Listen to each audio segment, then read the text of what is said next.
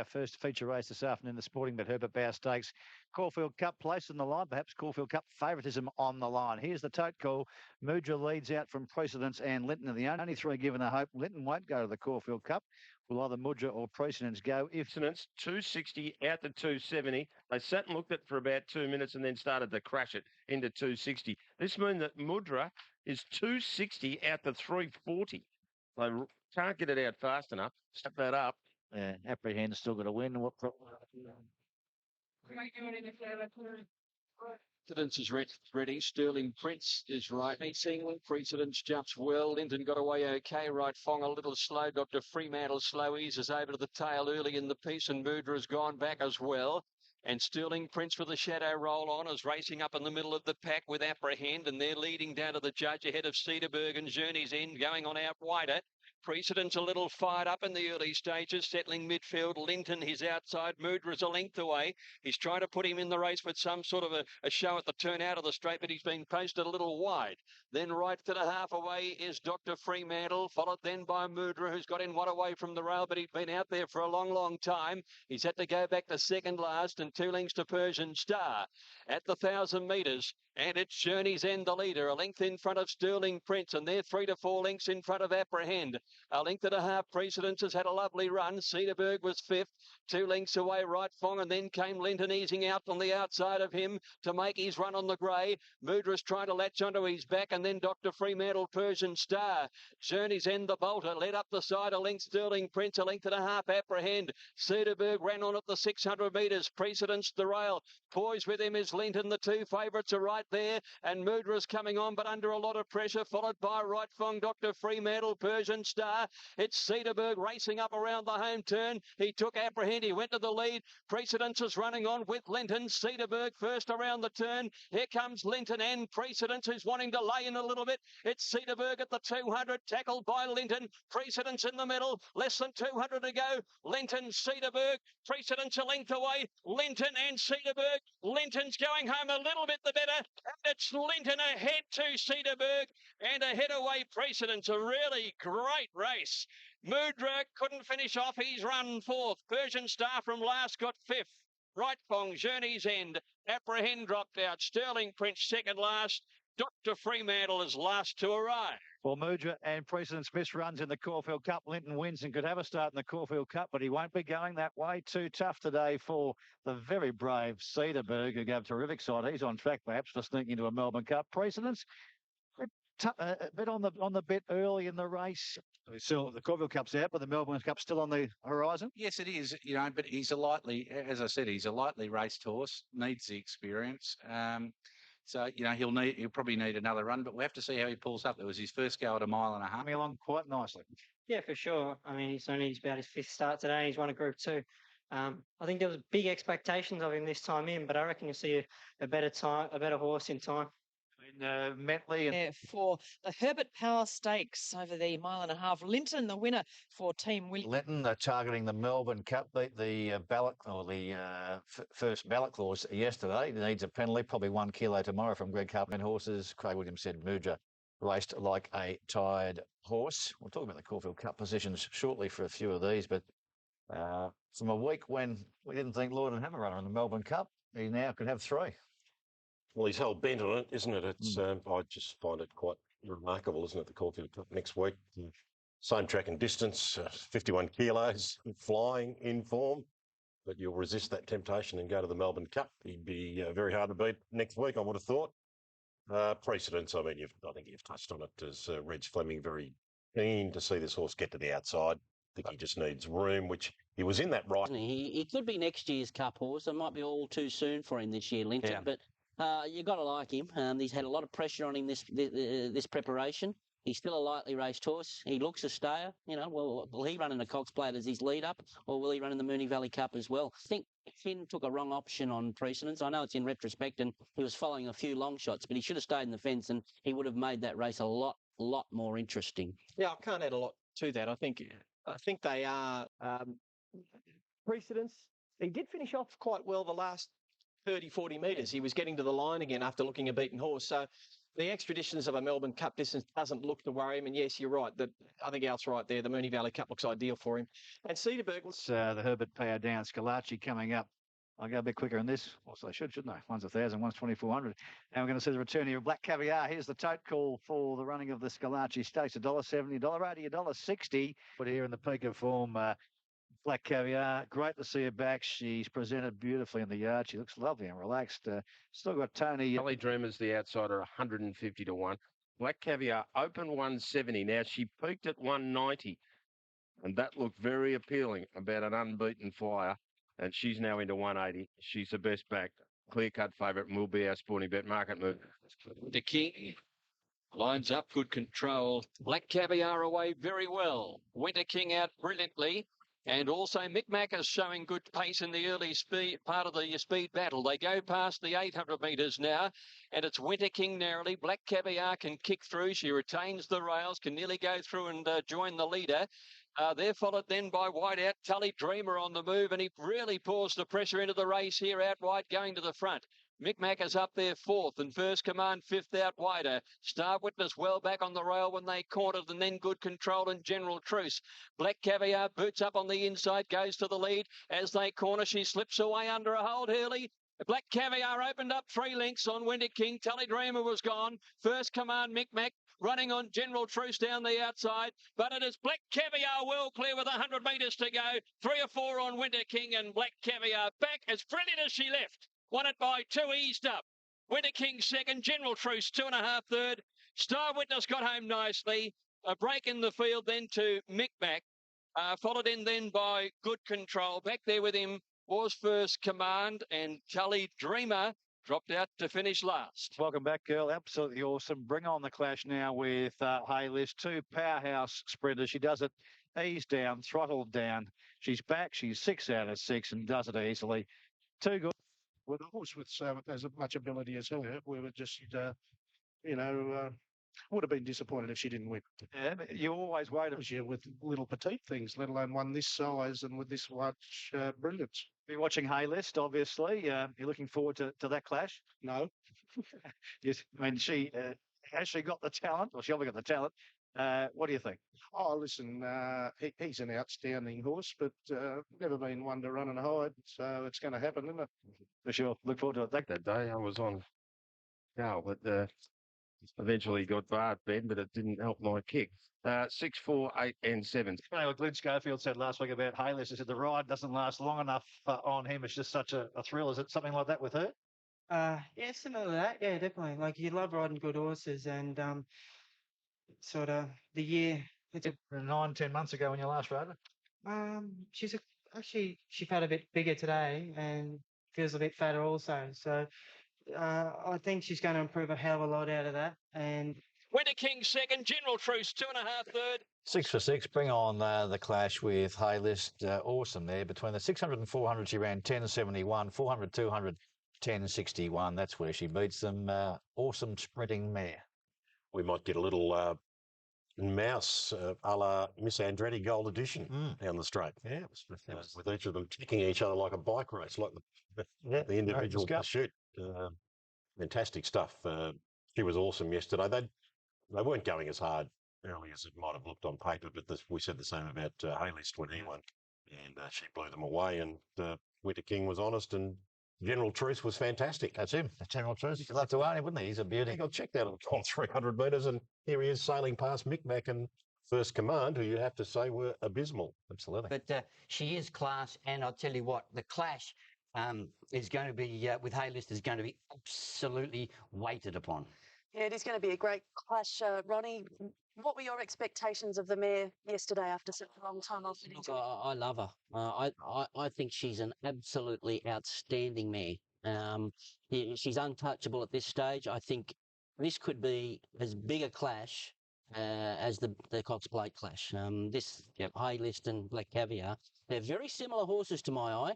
They've both got that rare ability to bow the head when the pressure's on and relax off a high cruising speed. The way she didn't even flick her ears there when they all went around her, she just ran her own race and accelerated at the right time. And he's a very, very similar horse. It's game on. It's game on for the big crown. I'm telling you, this is one of the highlights of the spring we're about to see. Because they are so similar, I think that the clash becomes a real battle of tactics, and that'll be affected by barriers and things like that. But that's what I want to see. Explosive. I know, but who's going to watch who?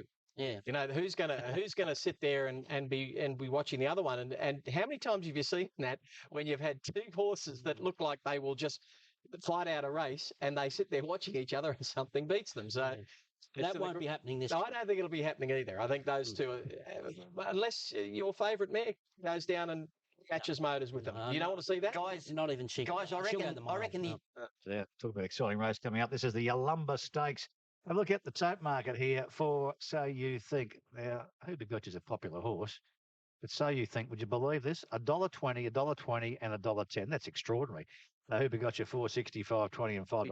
Out to $3.90. Now, the tote's got the bookies top 21 out to 31. Now, So You Think, I think they were going to put up $1.50, but as soon as they saw $1.10 on the tote, they said, well, we'll just put up $1.40 and see what happens. That's where it stayed at the moment. And this magnificent entire So You Think in the Data Tansion Nam colours. Duncan Ramage is with Rich now. Positive drifted 21 out to 41. Can't believe it. And So You Think looked solid at 140. They took 170. They took 165. And last night I noticed all around the place, even on Super Tab, they hoed into the 150. So don't worry about any non-movement here on track. He's the sporting bet mark. Look, you can tell that he's a racehorse. Anyway, they're moving in. This is the Yalumba. Let's go up to Greg Miles for his call. So You Think jumps away well. Empire's Choice eases at the start. Master O'Reilly headed by Red Ruler in the early part. So You Think is going with him. He's sitting outside of that leader in second placing at the moment. Arnold quite happy to let him go, and Red Ruler runs a nice strong gallop early.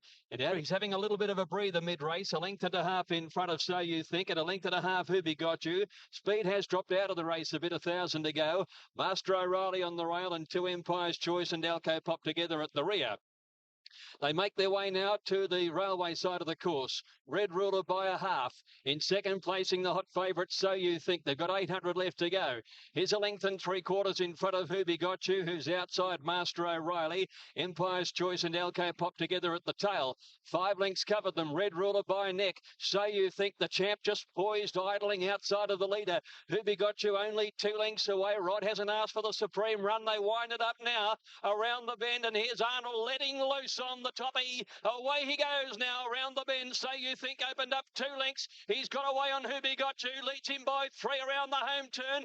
Alco Pop pulled to the outside. So You Think went to the 200. 3 in front. Who Begot You tries hard, makes no impression. Alco Pop is running on down the outside, but it is all So You Think. Look at him go. This is poetry in racing. So You Think won it eased up by 3 or 4. Alco Pop second. He's back on track. Who Begot You's run third. Red Ruler 4, Master O'Reilly 5, Empire's Choice is last home. Way too good, way too easy. Race run to suit, but he's the sort of horse who can put himself into that spot and accelerate away. There'll be a different story, perhaps, in the tactics in the Cox Plate, but he's the one they've got to beat. So You Think, going to be the first horse in many, many years to go back-to-back from 3 to win at 4, So You Think. Alco Pop, I catch a Caulfield Cup. He's on song. Who Begot You had his chance today. But Shabby, was it, Reg, easy to watch, easy to work through? It's pretty good when those sort of wins like that, Bruce. Pretty painless. I mean, it's a sort of ideal last run before. He was pretty much on his toe last time we saw him here. Yeah, I think the run the other day it, took a bit of sting out of him, and now he's just slipping into his stride now. What great ones at Barts? What's your ranking of him? Saintly's on a pedestal by his own, in my opinion, but this horse is going the right way. This year. Look, he's not even 4 yet. He's a November foal. He's still getting better. They say there's a... He tied Begot You at the end of 2000. And I think he's right back on track. There's your interim dividends for Inglis, 141. Embarrassing, really. Yeah, he's beautiful in the run today. He dropped the bridle through the first half. Just slowed up down past the 1200. So coming out off his back, and I wanted to be flowing at the 600, so it wasn't sit up to the 100 and street, so but he powered around the corner and, he was just too good. He's looked no less than Black Caviar, so the ride for them doesn't last long enough. You get to go for 2 minutes on this bloke. It must be a good spin round. Yeah, he's just a magnificent horse, I wipe my feet before I get on him, he's beautiful. So, he's first class and it's a pleasure to ride him. Fantastic, well done. Think opened up 2 lengths. He's got away on Who Be Got To. Leads him by 3 around the home turn. Alco Pop pulled to the outside. So You Think went to the 200. 3 in front. Who Be Got To tries hard, makes no impression. Alco Pop is running on down the outside, but it is all So You Think. Look at him go. This is poetry in racing. So You Think won it eased up by 3 or 4. Alco Pop second. He's back on track. Who Be Got To's run. Well, there he is, dominant favourite, odds-on favourite now for a Cox Plate off that performance. But 6 winning the race. Cruel. Doesn't matter what way you look at it, Steve. They ran 64.5 the first 1,000, was a sprint home. So Elko Pop runs exactly the same sectionals, last 400 and 200 as the winner. He's on track. Who Be Got You? Christian Mark. What you see is what you get with him. He's just a bomb-proof star. Yes, I think so. I don't think there's any point attempting any sort of over-analysis here. Even though they did crawl, forget all that. Just believe what you saw. He wins again. His last 5 performances have been freakish, this horse. And I think then just forget analysing Yalumba place getters and court, just accept that Alco Pop's on song. Yep. He's home in 22.43. Obviously, Jake Stevens has trained him very differently this spring. Just gradually.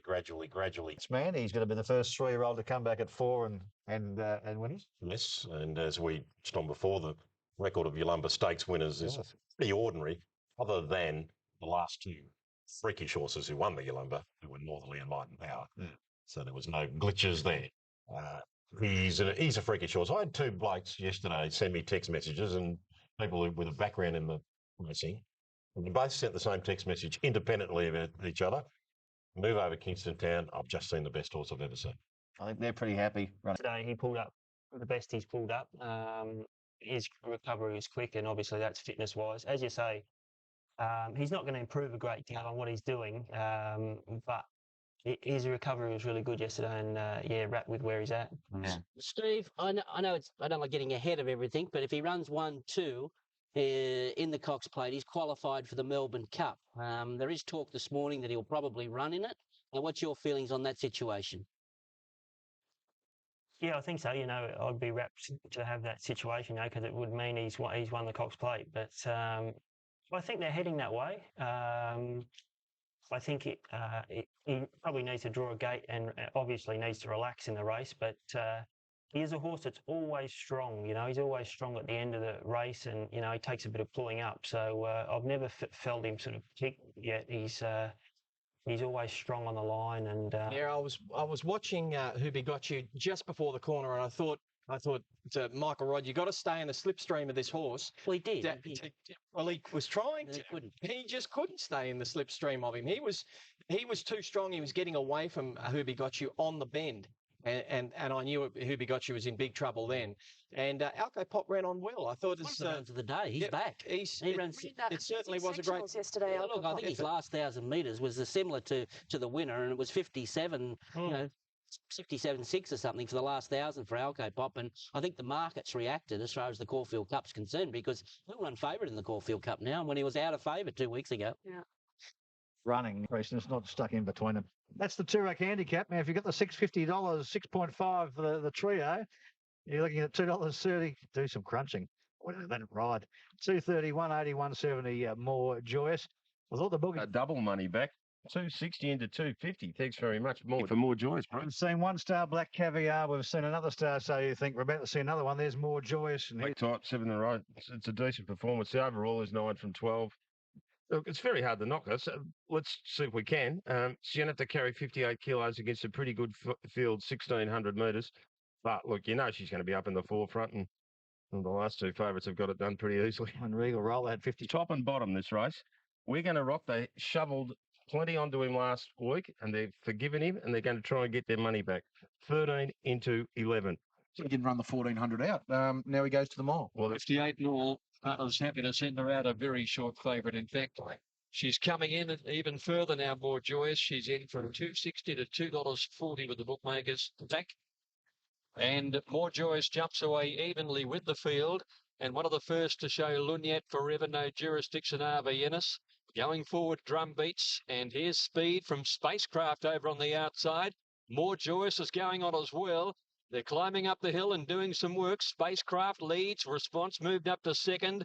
La Rocket settled down third. Got a little Titan there. Poor Judge moved up fourth. And More Joyous settled down fifth a length away. Along the rail and Ghost Milk between horses. Wonder Chasm, We're Gonna Rock a long way back on the rails, followed by RV Innes and Kidnapped as last. Inside the 800 metres, Poor Judge outside Spacecraft, who has the rails in the lead. A length in front of Response, and over on the inside is La Rocket, followed by Drum Beats out wider, and then LA Wonder very deep. More Joyous in traffic. A length further back, No Jurisdiction, Lunyat Forever, Chasm as they neared the corner from Gold Salute. We're Gonna Rock, Ghost Milk, Kidnapped and RV Ennis on the rails. Spacecraft the leader with Poor Judge coming around the home turn. Response was wider at Drum Beats joining in. Where's More Joy? She's about a length and a half behind Drum Beats. She's given full bore. She's not responding immediately. And it's Poor Judge and Spacecraft from La Rocket down the outside. Now More Joy starting to wind up with the run. We're Gonna Rock getting off her heels. Poor Judge, More Joyous. She digs in for the fight. With her big weight now, she takes the lead. More Joyous wins it by a half a length. We're going to flashed home for second, Photo third, and it's between Poor Judge and Lunyat Forever, the Macau galloper from Aviana Spacecraft. Then Gold Salute, followed by Kidnapped. Further back in the field, the finish was La Rocket, No Jurisdiction, Drum Beats, and Chasm, and well back as Response. And last year's winner, LA Wonder. What a day. She completes the trio of big name stars to win here. She was required to lift. She did. More Joy sets a weight carrying record here with 58 kilos to win for Gay Waterhouse. Sets up the Cox plate for her. And so you think We're Gonna Rock outstanding. But all honours go to the Toorak handicap en route to the Cox plate. Well, exactly. And you've seen the two that'll be the main contestants for the Cox plate, and both have been extremely impressive. Well, we saw So You Think. Now we've seen Your Filly. How can you beat So You Think in 2 weeks' time at Moonee Valley? I've got 2 weeks to think about it, haven't I? Did you at least know horse has got to Melbourne in the same sort of form she left Sydney? Oh, I think better form. I think it was more impressive today. I think it was a much harder race because of the handicap. Pretty much a defining moment in her career, though, wasn't it, to go to this level today with 58, defy history? Well, she deserves it. And if we think she's the best mare we've got in New South Wales, then, she should be winning a handicap like this. But you always worry beforehand, and I know... Is for the Cox Plate, of course, the last Toorak winner to win the Cox Plate was Tobin Bronze in 1967. So They're pretty soft on the line once you put the race to your keeping. Yeah, I'd agree with that. She had to sort of knuckle down, and once she reeled them in, it was very soft. Now, what do you think going 2 weeks now into the Cox Plate? You must be looking forward to the challenge with So You Think. I certainly am. Yeah. Look, she was beautiful and relaxed today. She done everything we asked of her. Come back and set off that good speed and relax well. Probably maybe different tactics next time, but very happy the way she's come through the race and full steam ahead. Sets the weight carrying record, 8 black type stakes victories in a row. That puts her up alongside the likes of Lonro, chasing at 8, chasing down Kingston Town with 11. Heavily back, Punter stood by her. More Joyous outstanding. We'll talk about the Cox Plate angle shortly. A raft of good runs here. We're Gonna Rock. Finally, the wrap lives up to it. Poor Judge, unbelievable. Lunyat Forever, fantastic. Kidnapped, brilliant. But she's a winner, Rich. She's a winner. Well, there's no doubt about that. And if you watch the race over and over again, as I did last night, Parky, she looked uncomfortable, I'd say, from the 800 on. And you didn't want to be on her until about the 100. And in the end, I think it was a soft win. She oozes class. Obviously, it's another step up from these, heading towards So You Think.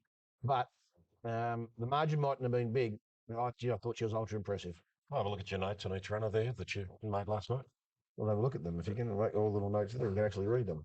What do you make of it, Steve? Should Terry Bailey be a little bit concerned? I think so. Not that. I don't think he can lift and chase down. So Not many winners came in that part of the track. In fact, she was the only one.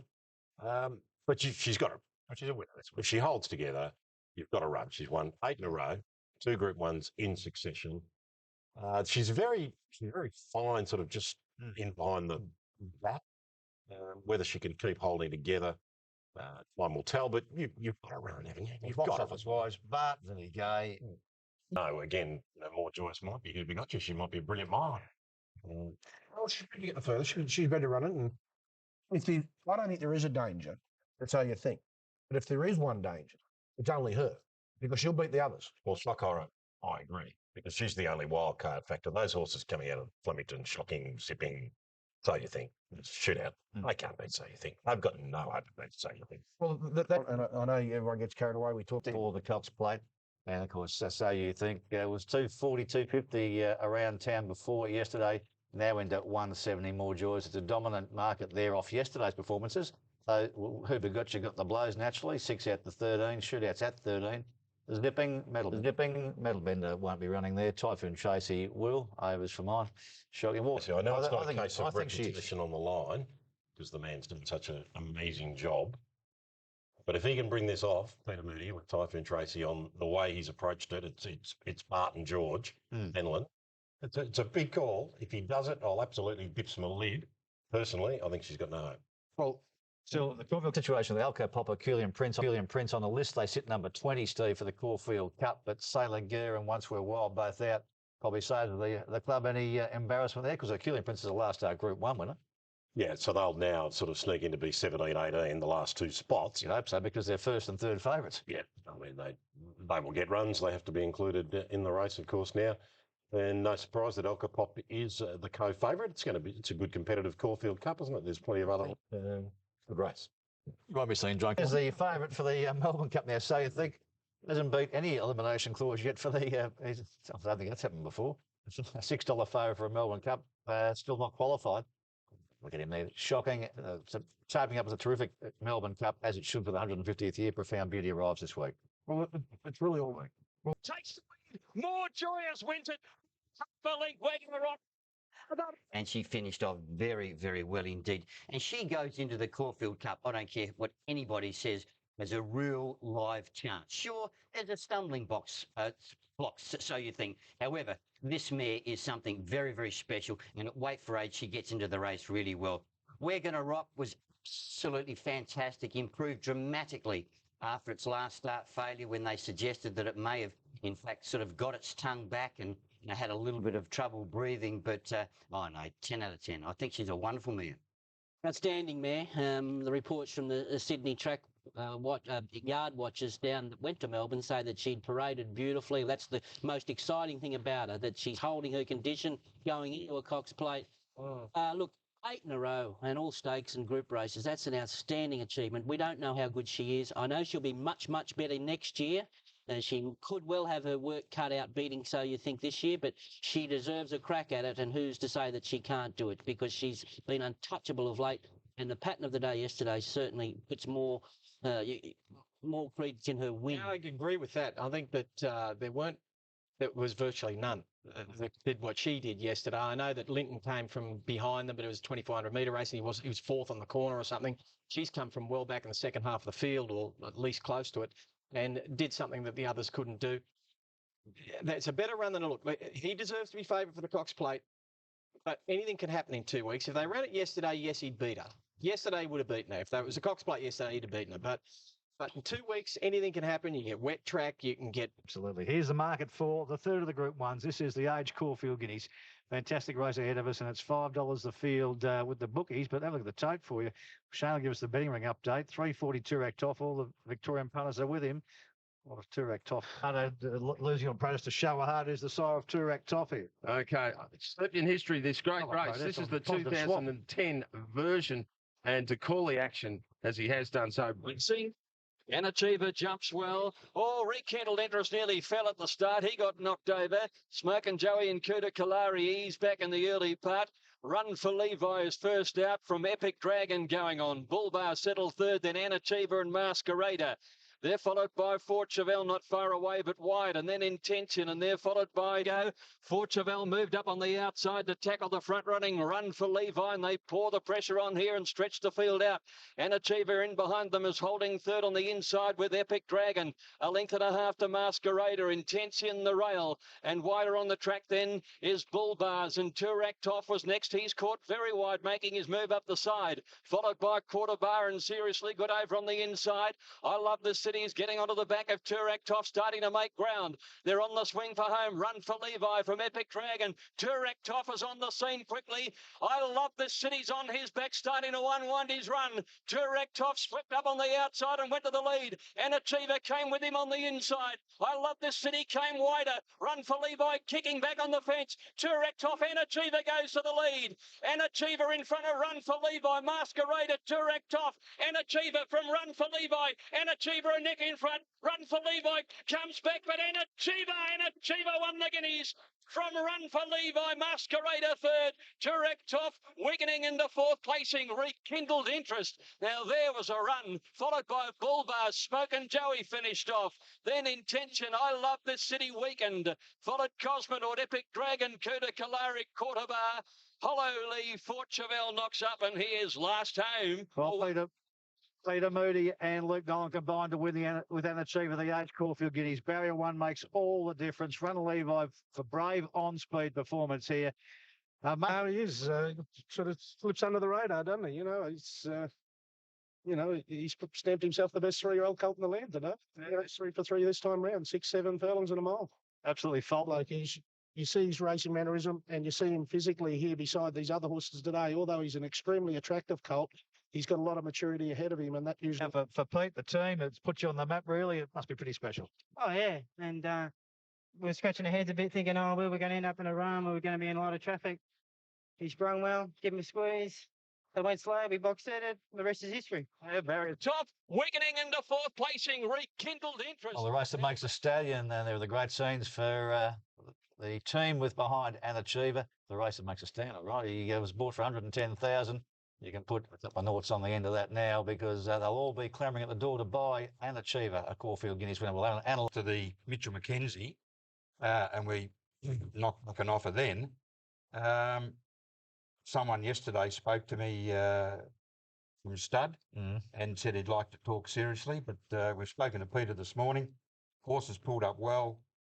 We just want 24 hours to think about it. And at this stage, maybe running the Coolmore on Derby Day or the paddock. Well, the marketplace is set. It's $10 million is starting. He's telling us I Love the City pull up a touch lame. Wasn't a stewards report as that, but may have had some shoeing problems yesterday. Obviously, the run of the race was away from the winners, rekindled interest, who was, as we showed on TVN yesterday, squeezed right out the start, almost fell, but that's getting to be a bit of rekindled interest, isn't it? Yeah, well, it's the first time he suffered that sort of interference at the start. And again, his late sectionals were excellent. Masquerader was solid. I think there were good runs in the race behind horses that are still emerging, like Cosmonaut for Bart. Smoke and Joey from a Derby. Smoke and Joey was fine. And I guess the first two, without having a dig at all, I mean, you couldn't dream to get a better run in the Group 1 race with your horse, could you? No, it was, and we got the luck on the corner. Well, Rich, I mean, 1, 2, 3 home, drew barriers 1, 2, 3. Talk about barriers and importance in big races. Oh, there's going to be a winnable Derby. I think Retrieve's favourite, rekindled interest second pick at the moment. It's there to be one of these horses will win the Derby. Yeah. One of these class horses emerging from these races. Spring champion, nothing for you. No, no hope. I don't know about that. With that angle, and he's brought himself a real athlete here, and this is a race where it's the show-off race, the Caulfield Guineas. It's the race where stallions are made, and they're entitled to talk him up. He is the best 3-year-old in the land. He is the best potential stallion in the land. So good luck to them. They can really, cash in, and they've earned it and they've deserved it. You might have one argument on that. And they've earned it and they've deserved it. You might have one argument on the best potential stallion with. So you think? Oh, the 3-year-old. No, yeah, the 3-year-olds. I agree. Yeah. With Peter Moody, it must be. Well, from an outsider looking in, it's a great. Military Rose jumped away okay. Across the Moon began fast and Zelda charged away brilliantly. Royal Bender comes over with her. Settling down now as they go through the first couple of 100 metres. Zelda charged going quickly as the leader from Military Rose. Noetika's right up there in third. And then a length away is Across the Moon. Daughter of Fortune, the rail, followed by Lone Rock, and then over on the outside, Shiny and New. 2 lengths away to Jessie's Girl Turn, followed by Flicati, Barangaroo and Charming Sophie. Solar Charge by a length and a half coming around the home turn from Military Rose. Noetic Across the Moon. Lone Rock just behind them, followed by Daughter of Fortune, Shiny and New, and then Royal Bender. Solar Charge came around the turn. Gee, she's on the right leg today, led by 2 lengths. Noetic, Military Rose, Daughter of Fortune. Lone Rock can't go on. Royal Bender coming with Shiny and New, but Solar Charge, she's gone further away from them. From Noetic, Jessie's Girl, Shiny and New is running on, but Solar Charge, does this a form turnaround? She's on the right leg and she canted in. Solar Charge by 3, Jessie's Girl, and flashing home is Dance of the Ocean. Shiny and New might get 4th. Royal Bender's up there. Sheila Star next in from Noetic. They got round here, charged to the front. Well, didn't charge to the front, cruised to the front. Was able to put 19.15 and a gap on rivals here. Jessie's Girl travels so quickly, and it's when you run along at sub sort of 35, it's hard to sort of get on your momentum. But Nash did a very, very good job and just Best of her yesterday for Solid Charge, Rich. The Military Rose returns to Queensland, get on the wrong leg. Nothing, absolutely nothing. And she just makes her own way forward. Then he clicks her up a little bit and lets a little bit longer rein, and then she just burns them off. She's a very good filly, I think very good sprinter, and she's still got a little bit of maturity to come. Anything there for you, Steve? Yep. I think she should take on Black Caviar and Baylist. I think they should run her in the Moya or the Patnap. Wait for age with the 3-year-old's advantage. She did yesterday was phenomenal. She ran the first 633.7. Entitled to be gasping for air. And she, she's only seen a genuinely good track once or twice in her life. And I'd be rolling the dice. I'd run one of those wait for age races. Let's go on a few. Good she would be if Richard Friedman trained her, trying to settle her out the back there and running on. Remember, that's the filly he wanted to harness her speed out the back and run on. She'll never go anywhere leading like that, he said. She'll never go anywhere leading like that. He's here to break its jaw. Absolutely destroyed them yesterday. Run them ragged. I don't believe I actually said any of that stuff you said. Oh, yeah. No. Excuse me. But look, what's running and what's not. Sistine Angel is the favourite at this stage. I'd like to draw somewhere between 5 and 10. Ringer Rosie, a decision will come later today on whether she'll line up. Riding. Sistine Angel here, who's second favourite on the tote behind More Strawberries. But there's a really strong move for Brazilian Pulse, and Shane's going to tell you about it. Yeah, we got a feeling that there was 3 and 1. And 4th pick, number 4, Yoso. I reckon it's the best roughie in the race. 11, no interest, 50 to 1. Sistine Angel, 6. Yoso, 11, hasn't budged. Interesting. Ringer Rosie out from 17 to 21. Divorces is 10 out to 12. Jessie's Girl is 17, 150 to 1 for Hearts Are for Love. Little bit of Monica, good roughie at $21. Pinker, 13. Brazilian Pulse just gets back out now to $5, but I can tell you. Hearts Are for Love is riderless and about to come up into the stalls. The favourite, More Strawberries, is locked away with Susuro and a little bit of Monica. Now, racing now. More Strawberries, not the best to bounce out and has to be pushed up. She can't retain her place early. Plastic Fantastic away very swiftly, and she's going for the lead. Amber's Waltz is up there with Hearts Are for Love and Pinker on the rail. Brazilian Pulse caught a little wide as pressing on up towards the leaders, and then a little bit of Monica, Sistine Angel. A length and a half further back, Susuro, Yosei the rail, and they're followed then by Divorces out 3 wide. Well back in the field now, More Strawberry. She's settled down with about 4 or 5 behind her. Melted and Party Harder back there with Mara Seam, Jessie's Girl and Ringer Rosie on the outside. By the 1,000 metres, Hearts Are for Love, the leader. Brazilian Pulse a half second. 2 lengths away then in third placing, Plastic Fantastic. And then Amber's Waltz fourth, the outside. 2 lengths to a little bit of Monica, Pinker. Sistine Angel next on the outside, and they're followed by Susuro. Divorces out very wide. Yosei worse in midfield. The rail from More Strawberries. She's still buried well back on the inside as they come up the side of the course. Party Harders around her, being followed by Melted, Mara Seam, Jessie's Girl, and Ringer Rosie on the outside. Hearts Are for Love led narrowly from Brazilian Pulse. Amber's Waltz coming on 3 wide. Sistine Angel around the outside, putting in a strong run, followed by Pinker. And then Susuro and Divorces and Yosei getting up on the inside. Hearts Are for Love and Brazilian Pulse cornering in front from Amber's Waltz. Sistine Angel, Pinker and Yosei. They stretch across the track, and next was More Strawberries. 150 to go. Brazilian Pulse. Yosei comes through. Yosei burst on the scene. Yosei racing away now. Yosei came right away, beat Hearts Are for Love by a length and a half. Brazilian Pulse a length away third. Ambler's Waltz ran fourth, and More Strawberries might get fifth after missing the start. She came from well back, and then Pinker, Sistine Angel, Mara Seam, Divorces. Further back in the field is Jesse's Girl, Susuro. A little bit of Monica followed then by Melted. One's now in this career for Yosei, both ridden by Michelle Payne, and they've both been gun rides. That was fantastic. Not going around a horse till needed to be. You can just see her stalking into the race at the right. Well, let's talk about Yosei. Gee, she's a good filly, Sammy.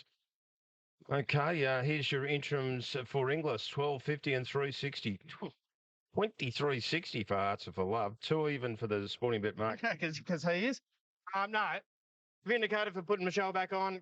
Got a lot of criticism for that. A lot of teasing too, but yeah, and it probably did cross me mind. But just she rode it good. She waited. She'd walk the track. I'd walk the track. I rode the track this morning. There was nothing wrong with that fence. Well, Michelle's been with the. You never show much emotion, Michelle, but you did there. You loved it. Yeah, I loved it. I was actually really nervous this morning, and I walked the track, and I had a good plan, but it's still got to pay. It's got to work out. And when More Strawberries missed the start, I expected her to be in front of a little bit of Monica and tracking both of them Sydney fillies. Hope they'd hang up on the corner and get the run up on the inside. More Strawberries missed the start, and I was still able to get onto the back of a little bit of Monica. Just a couple of tight little runs come down the side, which she took, which I knew she would. And yeah, no, she's just a little star. I love her. What were you in the second group one for Yosei? Very good mare. Perfectly ridden by Michelle Payne, who had to punch him round at Bendigo yesterday. No one is there, but she's equal favourite, Yosei, with Dislago and Shamrocker for the Oaks. Where's Bride Seller? Next page, obviously. I think she's one to beat. Yeah, no, I'm with Shamrocker.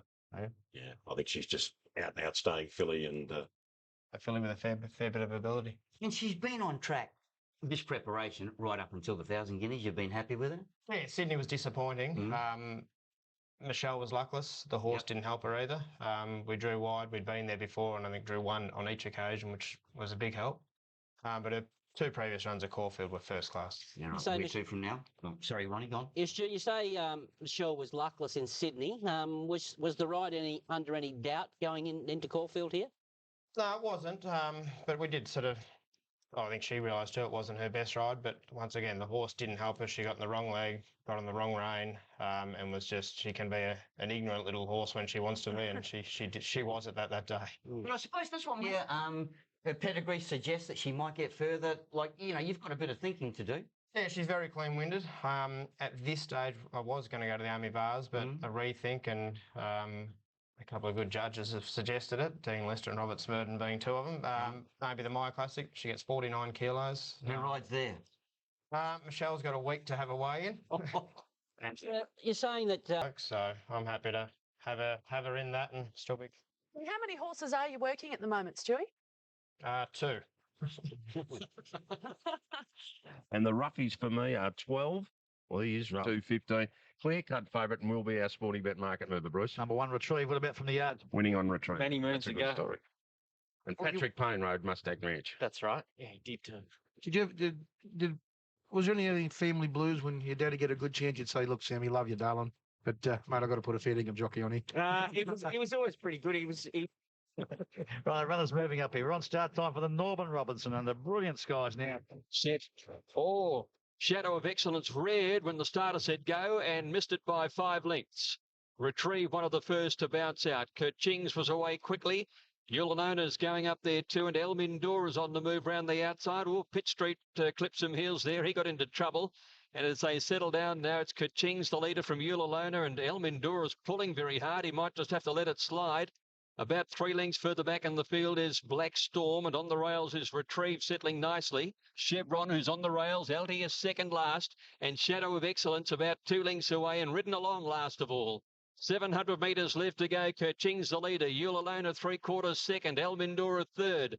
They're followed then by moving up 4th on the outside is Black Storm as they near the turn. Retrieve is just behind these, just looking for the way clear. He travels okay. Pitt Street was next, and then Ulundy and McAdoo, and Digital Fortress heads the rest, and then 2 lengths further back is Altius.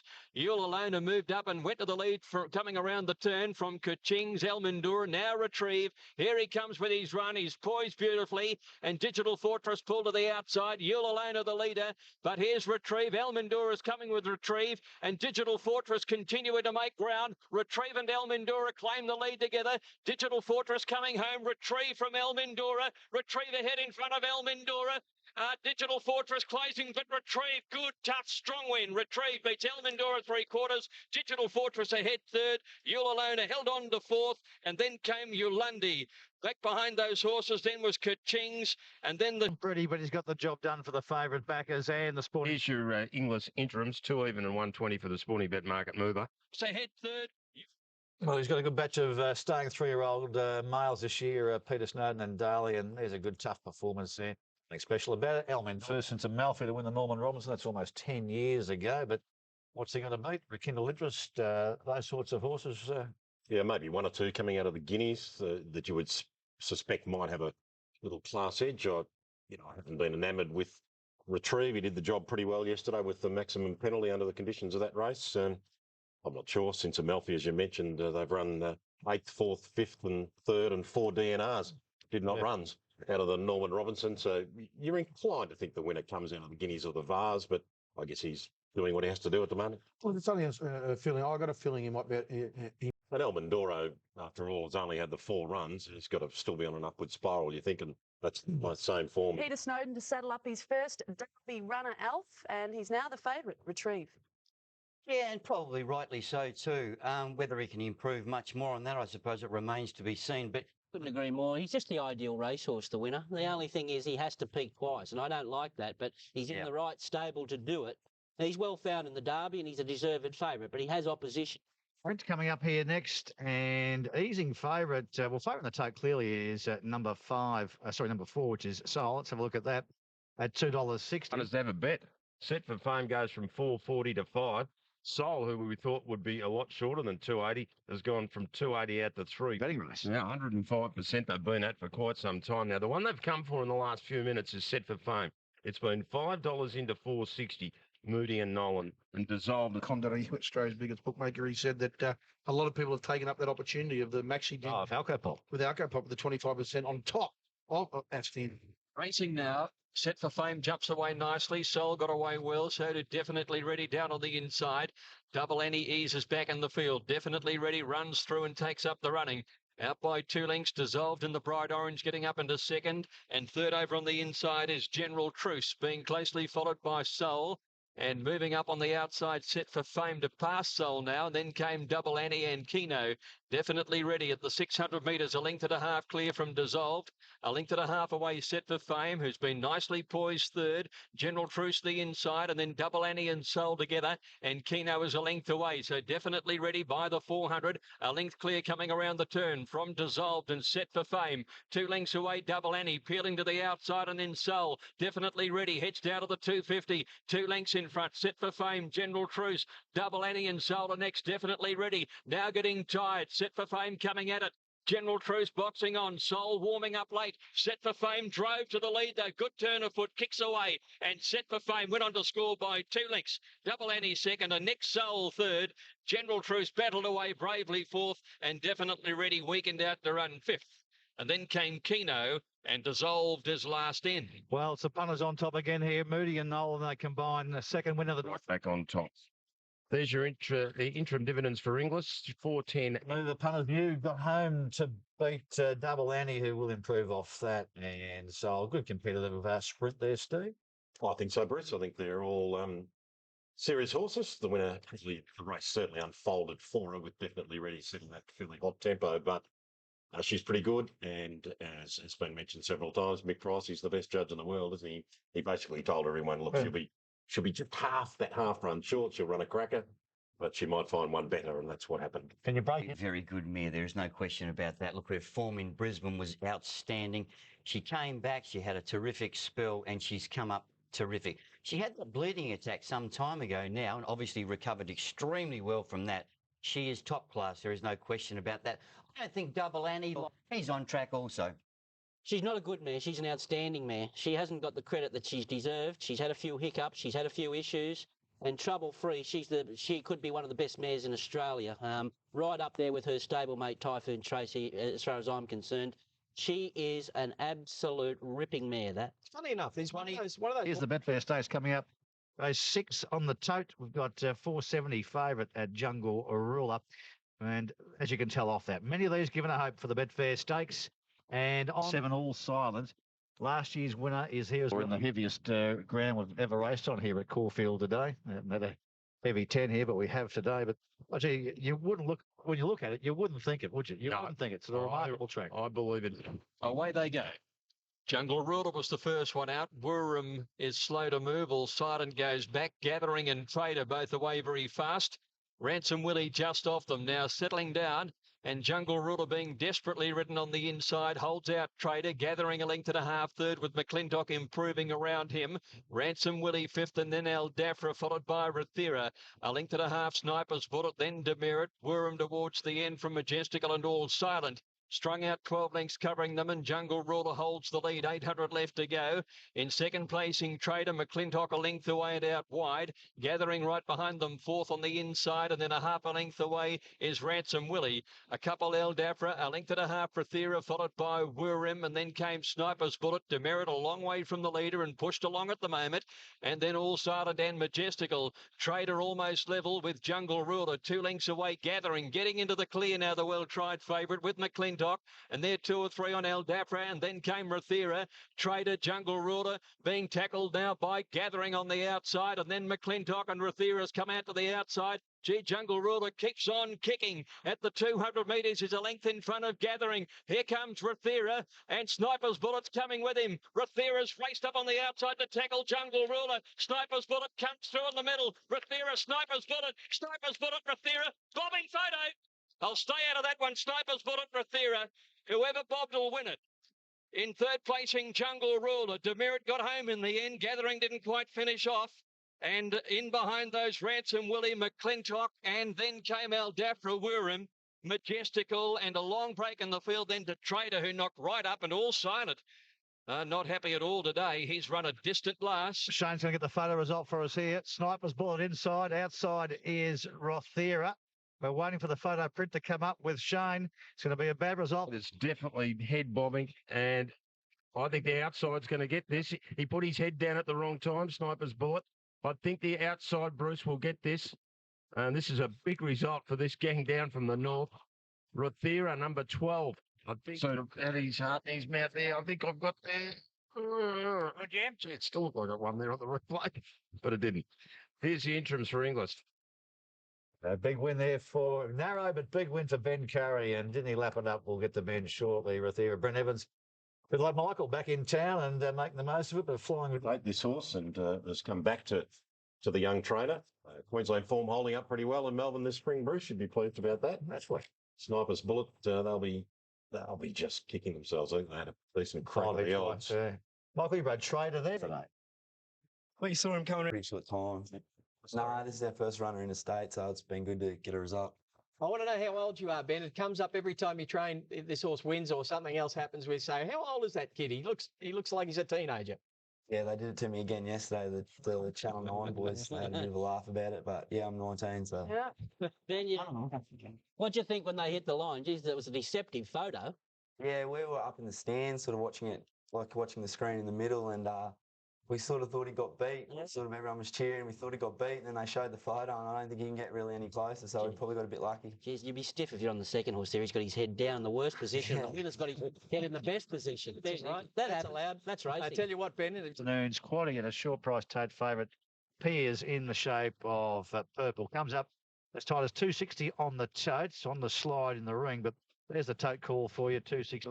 He's been very well back, and that's why it is Australia Sporting. You don't want to mess around in trying to get your spot, and it's I mean most jockeys that with this race, I think there's a little bit of speed in it, and it should be genuine enough run race. But there's quite a few horses in this race that are mile and a half style horses. In the gates, away they go. He jumped okay. Purple jumped all right as well. Empire's Choice slow, and so to Bequa Ederay from outside barrier stall. Standstill jump well with Playwright. Up there, Rainbow Starling is in third placing.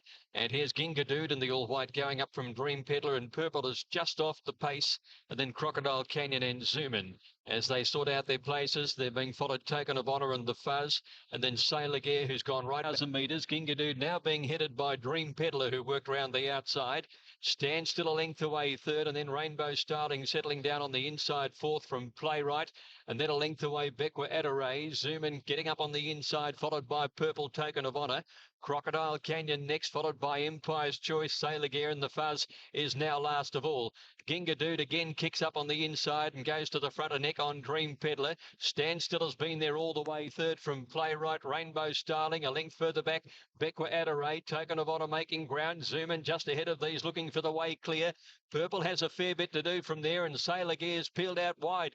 Gingadood's going for home before the turn, tries to get them off the bit, and he leads by 2 or 3. Gingadood the leader from Token of Honour down the outside. Then Rainbow Starling, Dream Peddler, further back Becwa Adoray, Sailor Gear down the outside, and Zoom in the fence, but Gingadood with 150 metres to go. By 3 lengths, Dream Peddler, Rainbow Starling, Zoom in, Sailor Gear, but Gingadood had it shot to pieces. Gee, worked in the run and came away. Gingadood won it well. Purple, she was going backwards before the turn, flashed home to get second. Zoom in ran third. Dream Peddler 4, Rainbow Starling 5th, and then came Sailor Gear plugging home from Standstill, and followed by the Fuzz.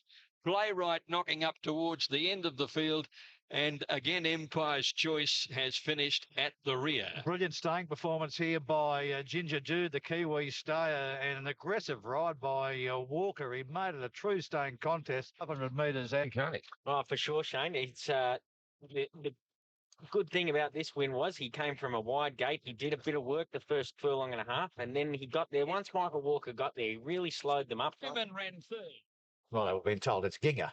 It's a Gingadood, which is a full brother to an Australian Ringer. A Ringadood. Off to the McKinnon Stakes now, Michael. Geez, another good on-pace performance. Yeah, it was. Obviously, he was the only horse that led all day and carried on and won. Any horse that led, finished in the minors, but it was a good effort. You wouldn't believe that's a heavy 9. Heavy around Mooney Valley, but could this horse win McKinnon? Each way, definitely all day. He's a ganger, of course he can. Here's Graham Bohr. To get second, Zoom in. He ran second last start in New Zealand's equivalent to the Cox Plate, the Spring Classic, and he brought that form to Caulfield yesterday. Gingadood, or is it Ginger Dude? He looks like a ginger dude to me. He's a chestnut. It's Ginga. Gingadood. You sure? You sure? He just run for him. Purple, don't you got to love her? Like, she got back in the ruck there a little bit yesterday. How could you love her? Don't worry, Al. She starts favourite every start. She hits that famous flat spot and just loses the plot, and then she has the hide to run on again. You've backed her, haven't you? Well, she gave Sailor Gear a bit of a flogging, unlike last time out when you didn't reckon. About the poor looker that's taken the 2-1 straight out. She's you got to love her. You got to love her. How can you love her with the edict she gets up to mid-race? I was expecting her to be a little bit closer, and I think she's a lovely, lovely mare. I don't care what you say. Are you serious? Oh, I'm happy with Yes, I do. One thing I will say, that is serious. That's the real weight for age New Zealand form that horse comes out of. And probably, there was no fluke in that performance yesterday, put it that way. Might run on a There's a call for this is the Tristark Stakes, and this is a tough race for the punters. Here's the tote call for you. Now, in the $4.70 live-in Sin is the tote favourite of Aloha, looking for a market here. That's down in the public bar. He's number 24, waiting for the pies and sausage rolls to arrive. They're ready. Away they go now. Starter caught them okay, and Montana Fly began brilliantly, leading from Live in Sin and I'm a Hussy. Jersey Lily just off them, and Happy Hippie goes forward, and Culminate gets a good run. No speed at all, Believe and Achieve. She's about 3 lengths last, and Aloha is deep out and improving her place. Last, Believe and Achieve brings up the rear.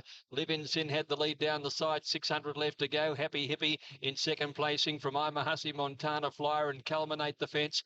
Handily poised wider was Aloha, and they're followed then by Jersey Lily. Next in the field, Venus World, and then No Evidence Needed and Dysphonia as they swing around the turn. And it's Culminate getting up on the inside to tackle Live in Sin. Happy Hippie, Aloha was deeper, and then Venus World. No Evidence Needed had to balk for a run, and Culminate Culminate kicked away down to the 200 metres. Jersey Lily 2 lengths away. Venus World and Marquardt now coming home well down the outside. Culminate with Jersey Lily and Marquardt tackling. Culminate, Jersey Lily, Marquardt, Venus World. They're wide apart. Culminate kicking strongly. Culminate got home. A neck to Jersey Lily and Marquardt.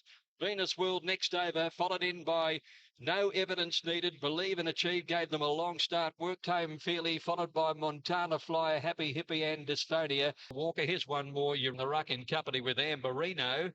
And Culminate, a double for Michael Walker. Here's one more. Europa Point has failed to finish, just going to walk past the post. Touch of class here in Culminate. You go back through his form, of course, it runs second to Typhoon Tracy in a Coolmore. Competed always at the highest level, Group 1s and Group 2s, and perfectly ridden by Walker. Big day for him. A double for him today. And It's a very strange jockey's challenge now. Craig Williams just has... Sean Buckley now with Darren Weir. Michael, you made it a good test there for her. You obviously had good faith in her. Yeah, I obviously know the horse from New Zealand, even though I have not been on her back before in a race in New Zealand. I know she's tough. I've seen her headed before by some very good horses in New Zealand. She don't give in, she fights. Flemington the other day, she just needed the run. And I thought No Evidence Needed. It was the unlucky runner, got held up pretty badly approaching the corner and did cost it quite a bit. So you've got to be giving for it going forward to the mire. Oh, look, she had the form on the board. She'd run placings in the Coolmore. She was a length behind him in the Stradbroke. She had terrific second up form. She had terrific wet form. I know it's easy to make a case for any winner after the race, but surely she went round over the odds there. Good training performance by Darren Weir. And look, the second filly, Jersey Lily, confirmed that she was unlucky in Sydney last start. She's hot Danish. of the BMW Caulfield Cup. And there it is, the trophy. Helen Coggle, who's been the face of the Caulfield Carnival this year. I reckon she'd be a bit touch. And there's the latest market order. The market's been pretty well disclosed all the way through here. There's 2.7 million in the Super Tab pool. Australia's most popular horse with Alco Pop. Desperado, trained by one of 12. What are they? 1, 12, 13 and 2. 1, 12. Shocking has been very well backed. Two best back runners to cut to the chase quickly. Shocking heavily backed, 5 into 4.80. We continue to be $5 at Sporting Bet though. The other best back runner and will be the Sporting Bet market mover is Alco Pop. It's been 8 into 6.50. We have had several bets of 10,000. It's taking out nearly $1 million at Sporting Bet, especially with the bonus that we're putting on. Other well backed at $17. Harris Tweed has been well backed at $17. Herculean Prince has been well backed. But the Shocking was able to get away with it. He's got 5.5 kilos. I'm Shocking from last year's Herbert Power. So there's not much between those two. Right, well, they do.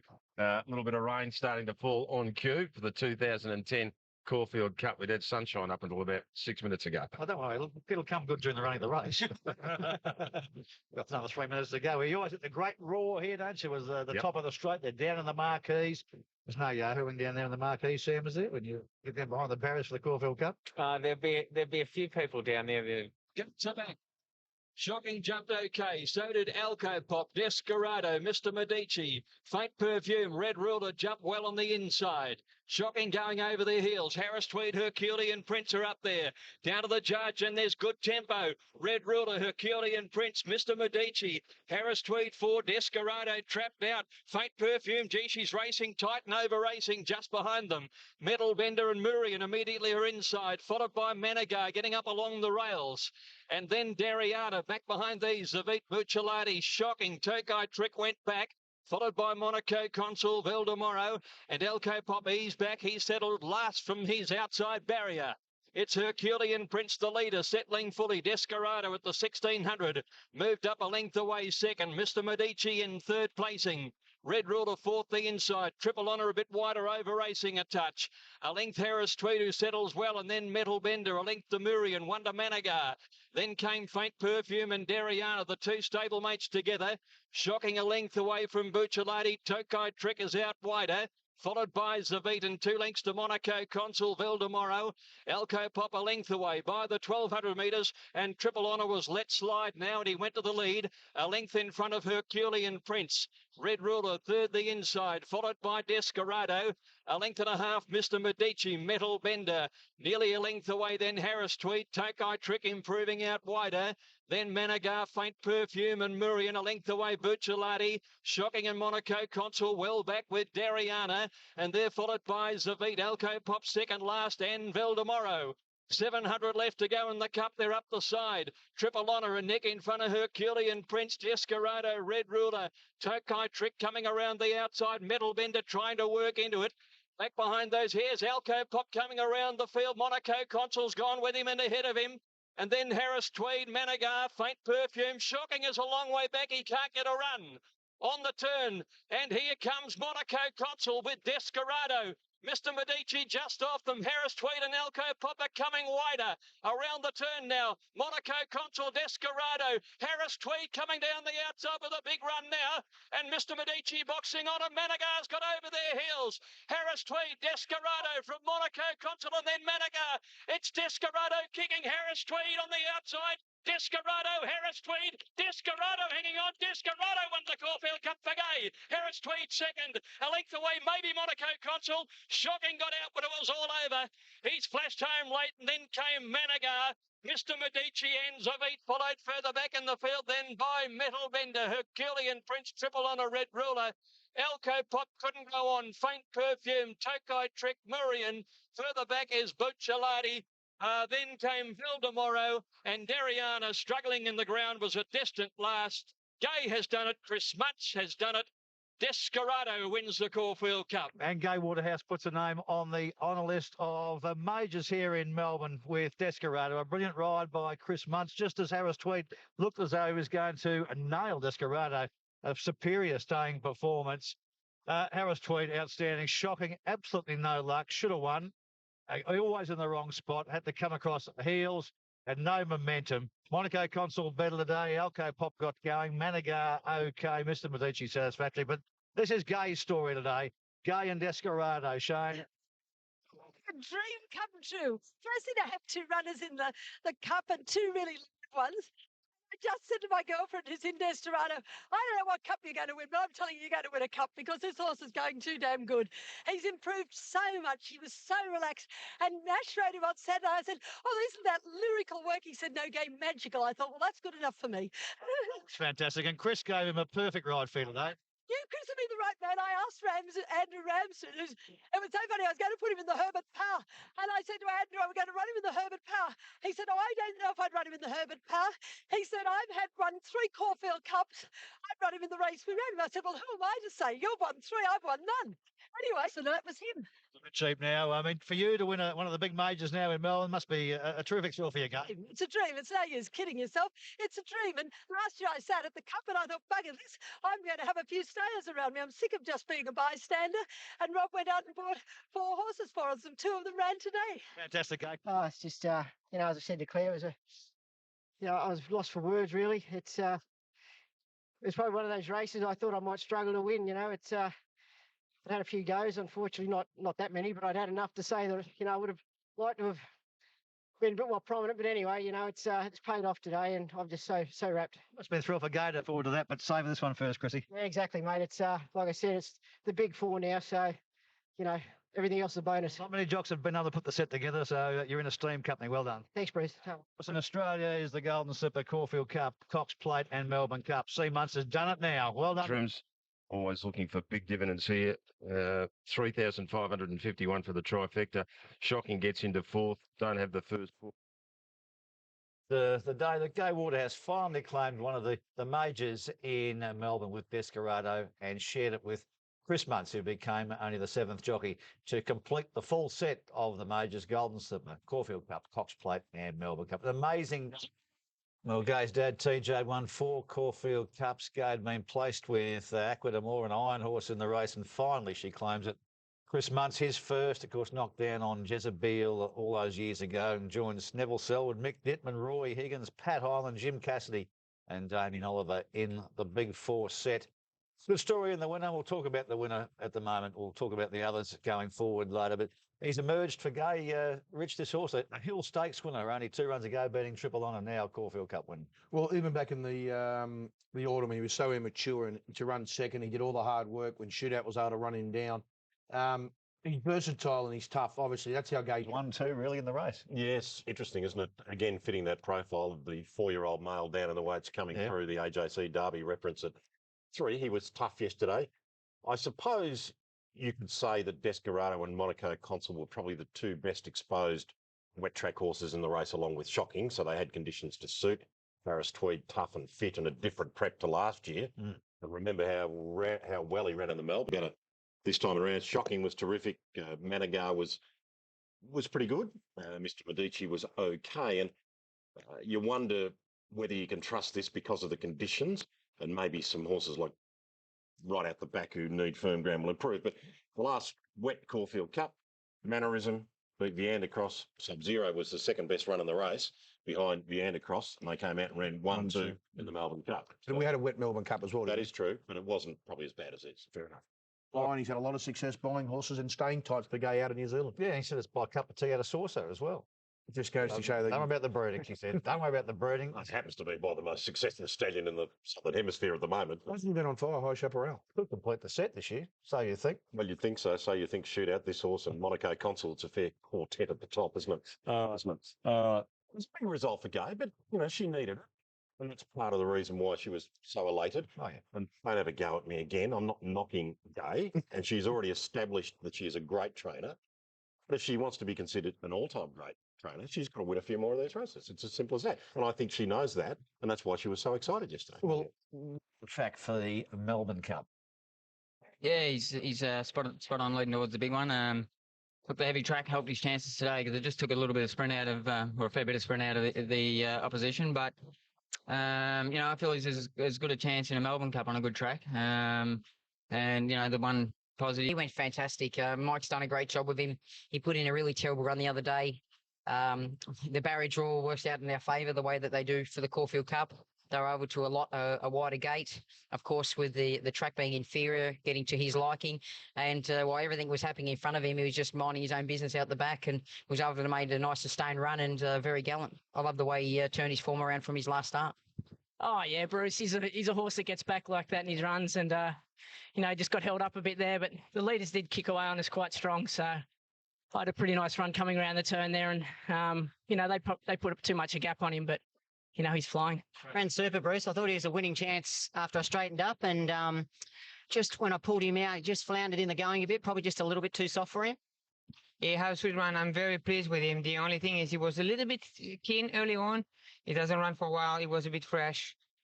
Nothing we can do about it. He just need to get a competition back to normal. And I believe he will improve a lot, and he will. I was there in the perfect spot, really confident mid-race, but he just couldn't quicken with him in the ground. So hopefully get better tracks in the weeks to come. Yeah. I didn't think I could get in anywhere, so I just went back and lobbed on Monaco Consul's the back of him, and he gave me a beautiful card up. Just when I come off his back about the 500 to get into the race, he just floundered in that going. His asset is his turn of foot, and I think he just lost it of that going. So the footing, see how we go. Despite reports from our friends in Ireland, I'm adamant this horse doesn't handle a wet track. Yeah. Might right, America. For the second year in a row, it didn't matter a heck where you finished in the Turnbull Stakes going into the Caulfield Cup. No, you're right. Here's the Melbourne Cup market for Sporting Bet Australia. Shocking, and so you think. Head the markets there from Harris Tweed. Desperado only into $13. Obviously respected, but normally you see the Caulfield Cup winner virtually become the immediate favourite, Steve. And I think that's because of the ground situation yesterday. Yes, he's. Plus you've got Shocking, and so you think. Yeah, well, Shocking was so good, of course, yesterday. Such a terrific run. But he's still got to contend with that same weight again in the Melbourne Cup. And then as we look to the bottom, maybe the challenges come from some of these international horses outside those who came through the Caulfield Cup. I'm not sure about the precedents. No, Garado from New Zealand, the horse picked out by Gay's husband, Robbie. Another Group 1 winner to Super Sire High Chaparral. Desperado. Sit as far as the Melbourne Cup's concerned. Oh, look, Ronnie, I think he's a very, very good hope. He's very fit. He's got a lovely action. He's, you know, the wet track might have flattered him slightly yesterday, but having said that, you know, he's a lovely mover, and he relaxes so well. So I don't think there's going to be an issue with the 2 mile with him. So we analyse this race leading into the Melbourne Cup. Like it's a wet track, it's a heavy track.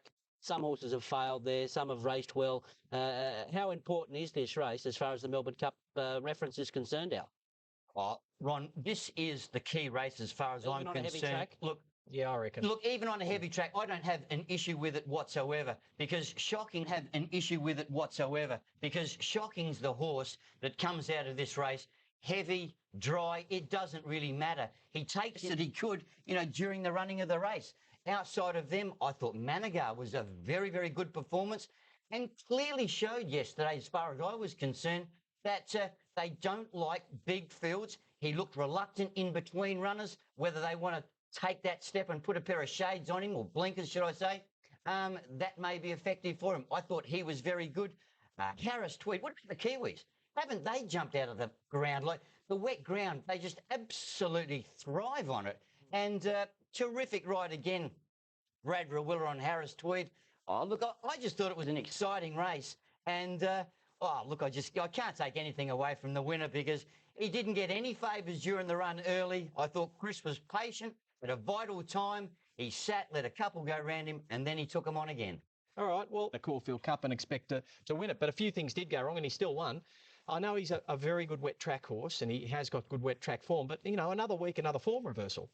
I mean, he ran terribly at Flemington. You couldn't have rated him on that run, but there you are. He's won. I have to agree with Alf about all those horses. The first 6 over the line, all the way back to Mr. Medici, who really had a pretty tough run in transit. They were a good 3 or 4 lengths in front of the others. You know, there was a bit of a gap there to Zavit, and I think anything that finished in that first 6, you've got to rate that form because most of them are good Flemington horses too. The Shocking's the horse. He has to be the horse. He's got the Flemington form. He had the flashing light on there. He'll improve on that performance. He'll be cherry ripe come Melbourne Cup number 2. To the top of the betting to join, so you think now as the favourite at $5. Great trial, that. And Desperado, look, he's hard in the market now, and deservedly so. If he gets a wet... Confirmed runners in the race. Will Captain Sonador paying up? Trusting Will, Jay Cassidy. AVNS Will. And I think the club is going to let those horses in. No Group 1 form. Bruce. It's history now that So You Think was able to win the Cox Plate last year, and great to see him there. But once they let him in last year, I think they've opened the floodgates. I think they've got to start letting a few of these others in. We need 8 for betting to make it fair to get Yep, absolutely. I don't think the club should be too picky about these No, things. should I? Group 1 competitive is good enough for me. Yep. Meanwhile, Caulfield Cup champion Desperado will carry 54 kilograms in the cup after receiving a 1.5 kilogram penalty today. And one bookmaker is so confident So You Think will win this weekend's Cox Plate. They've already paid out all bets on the unbackable favourite. He seems to be bulletproof, so he's the sort of horse if we're going to take a risk like this, So You Think's the one that we'd be taking a risk with. Tote market got plenty of time to analyse all these runners and give you the best chance to look at them. The best back, no doubt, has been Drunken Sailor. Only 2 hours ago was the $9 chance. Look at the tote now, 5.30. Mudra at 5.20. Mudra 5.20 is the tote favourite just on Drunken Sailor, and the rally coming for the Drunken Sailor.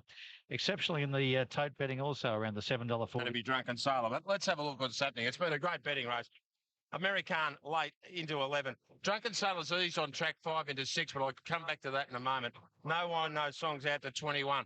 Once were wild, 8 down to 7, then back out to 7.50. Mudra, 5 out to 5.50. That's as far as Mr. Charlie is 7 out to 8. The Ombre got as high as 14, is into 10. So the money this morning was huge for Drunken Sailor. $9. So he's about fitness with him. So the field taking shape for the big one. Mudra will run favourite with the bookmakers at 5.50. Exceptionally, the Hong Long Cup Group 3 at 2010. They're off.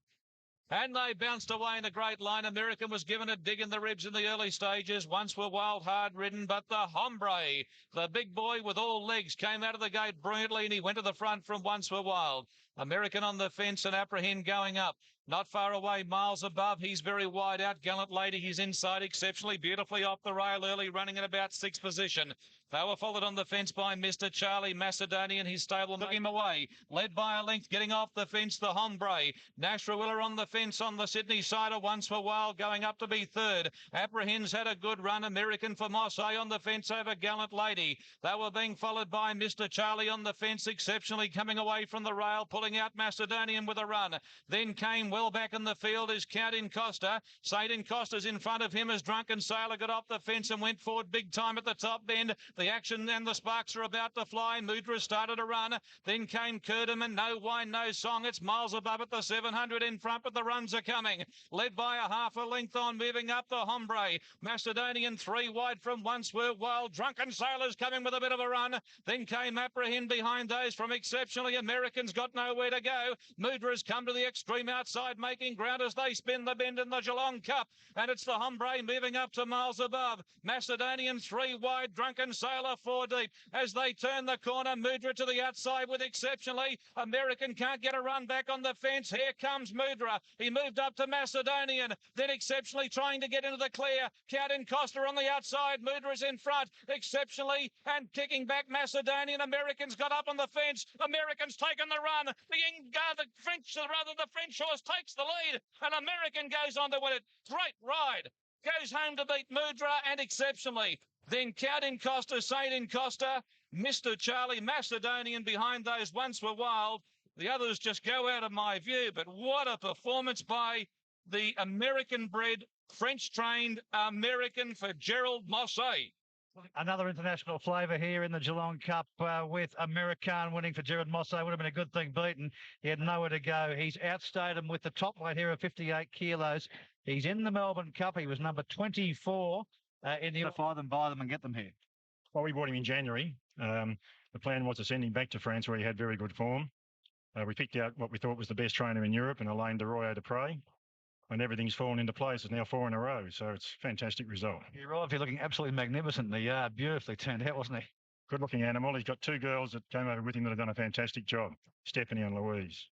They deserve all the credit. Yeah, well, Steph, we sort of down that we're a bit there, but the move now, I mean, it's you're one step away from the dream. Well, Jerry and Kevin are 58 down to 54. Got a chance, I think. He's watching. Good on you, Rob. I'll have a chat to Jerry Ryan next. Thanks, Bruce. Rob Ralston, Bloodstock agent, and also on the committee of the... Who don't want a penalty have won the race. Most of the others in there were in this race to get a penalty, to get their weight up and try and clinch it to run in the... American, as we've been told it is correctly pronounced, a son of Dinah Former, a French galloper. First time we've seen a horse from France successful here in a stakes race in Australia. Alf, what were your thoughts? Yeah, it got the right run in transit. I thought the performance was very good. Look, you've got to take into consideration that it was getting held up. Prior to getting that run, it took it. That in itself was a good sign, given the fact that these internationals do tend to be, I suppose, a little careful or cautious in amongst horses here in Australia. But look, I thought the win was full of merit. I think it can continue on. One thing it did tell me, though, I reckon Manigar is a very, very good chance, because the last time Manigar and American met, there was not a lot between them. Manigar's run in the Caulfield Cup was very good. Mudra good, sensationally, was also very good. And once... Give him. Who? The winner. American. Oh, I think he's a very good horse, a very good chance in the Melbourne Cup. I love the way he won there. He had to go through a few gaps. It's not really the European racing style to have to, push and shove and that'll stand him in good stead for a Melbourne Cup, which can be a roughhouse affair. I think he's all right. And I think Gerard Mosse rode a beautiful race. I'm glad he had some Hong Kong experience. Yeah. It didn't worry him being back in the ruck. Oh, look, I love the way that he burst through after being held up, showed acceleration. He's got a terrific chance in the Melbourne Cup, that horse. He's got a bit of... About limits to the Patinack Crystal Mile. Terrific field going around here. Rangi Rangdu, the winner last year. Here's the tote call for race number 4, the Patinack Crystal Mile. And the favourite here is number 12, Firebolt. $5.10 on the tote ahead of Gold Salute, Poor Judge, Rockpecker. Shane, just the main ones from the betting ring here? Well, there's a huge tip on track for Firebolt. But ever since we walked on the track today, everybody's been spruiking this. It opened $3.70 on track and has eased out to $4. There's been... Let's see once he won the... Just have to say, half-asked the question and away she went. It's fantastic. What a start. Racing now And Gold Salute jumping away with the field after all of that. He drifts back a little early. Trader Snow Alert, Rockpecker away fast. There's Gathering with his ears laid back, driving forward with La Rocket. He's looking for the lead. Conquering's coming over. Poor Judge spurting forward to about the middle of the field. The favourite Firebolt has about 3 or 4 behind him. Entering the back straight, Gathering the leader. La Rocket a length and a half away second. Rockpecker box seats third and Trader is fourth. Conquering improving deep out on the course. Snow Alert sixth the inside, and they're followed by Firebolt. Poor Judge caught out 3 wide, 1 to Gold Salute, followed then by Rock Kingdom. Behind these is the Sportsman, and then came Drum Beats and Sound Journey at the end of the field. Gathering went up to the turn at the 800 metres, 3/4 clear. Conquering running second, 2 La Rocket, Rockpecker the inside. Trader next over on the outside, a length away from Poor Judge, caught wide. Snow Alert the rail. Firebolt between horses, and then Rock Kingdom out wider, followed by Gold Salute down on the rails, not responding. Back there with Drum Beat, Sound Journey pulling out wide, and the Sportsman towards the tail, Gathering the leader but under pressure. Poor Judge off the track running on, followed then by La Rocket. Trader coming home. Back behind these horses then Firebolt and Sound Journey starting to loop the field. Gathering from Trader, who's gone to him around the turn. Sound Journey continuing to run on the corner, and then Rock Kingdom and La Rocket. Trader hit the front in the straight from Gathering. Down the outside of Sound Journey, Rock Kingdom, and then La Rocket. Trader clear. Sound Journey starting to come hard. Sound Journey finishing over the top of Trader. Sound Journey grabbed the lead. Sound Journey and Trader, maybe Sound Journey.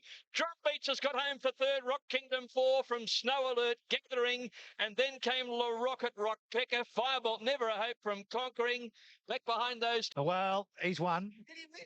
Mark Kavanagh with us now, waiting for the number to go up. It will be number 6 here, Sound Journey. I'm not sure, but I'm pretty sure. Let's wait for it. Number up. But number 6, Trader just found out at the mile today. Now it'll be number 6. They're up 6, 13, 2. Begin well, got back. Drum Beats went back from a wide gate, ran on nice. Begin well, got back.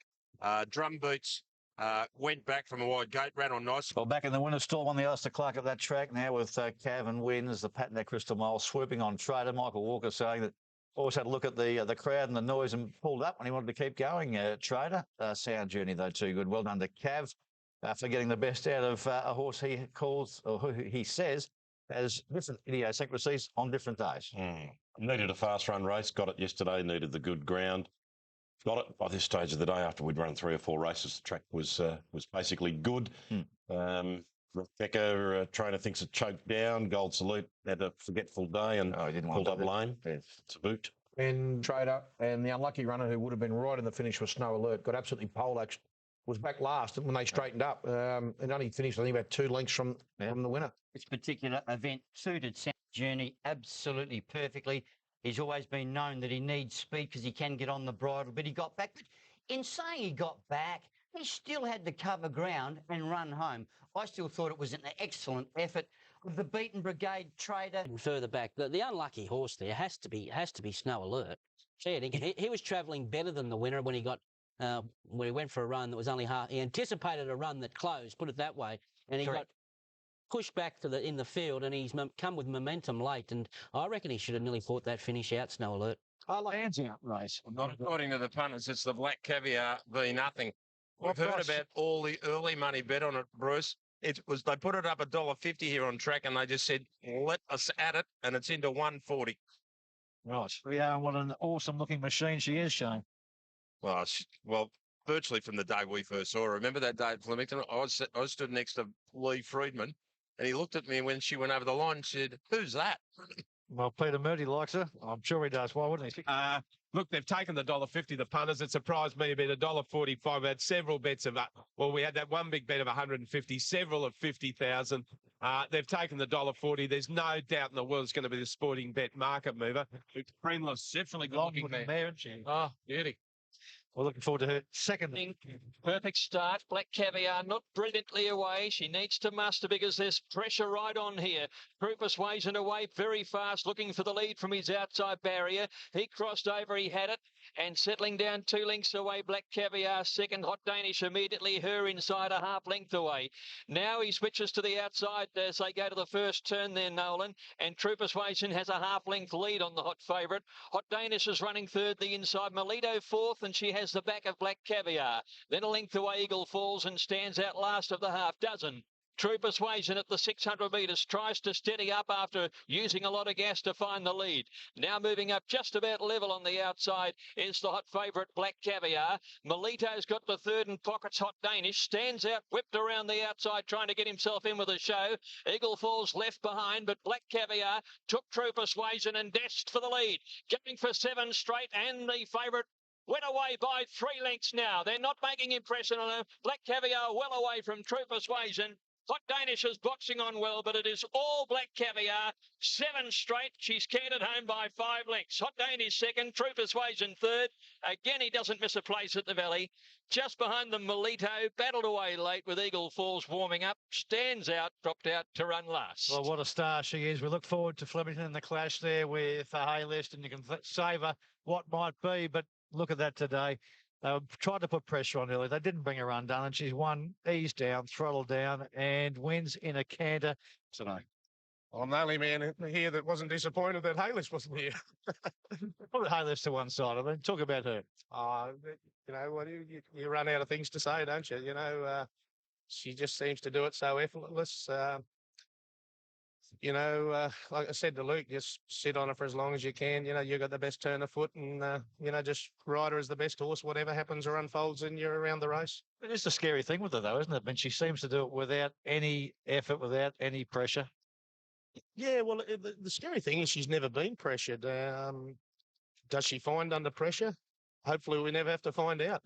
She's just, it's just scintillating, what she does. Luke said, he's got this theory, the faster she goes, the better she feels. But I said to him when I legged him on, I said, I'm just keep getting scared something's going to fly off. And she is one horse who does scare to some extent, doesn't she? You always think because of her power and her strength and her speed, she might do something a bit silly. Yeah, exactly. She doesn't know her own strength or her own brilliance, and that's brought about a downfall a few times. But touch wood, we're 2 runs into a prep. This is the longest prep we've had so far, so it'd be lovely to get to Flemington in a couple of weeks and try and make it a 3-run prep. And Haylist, looking forward to that now?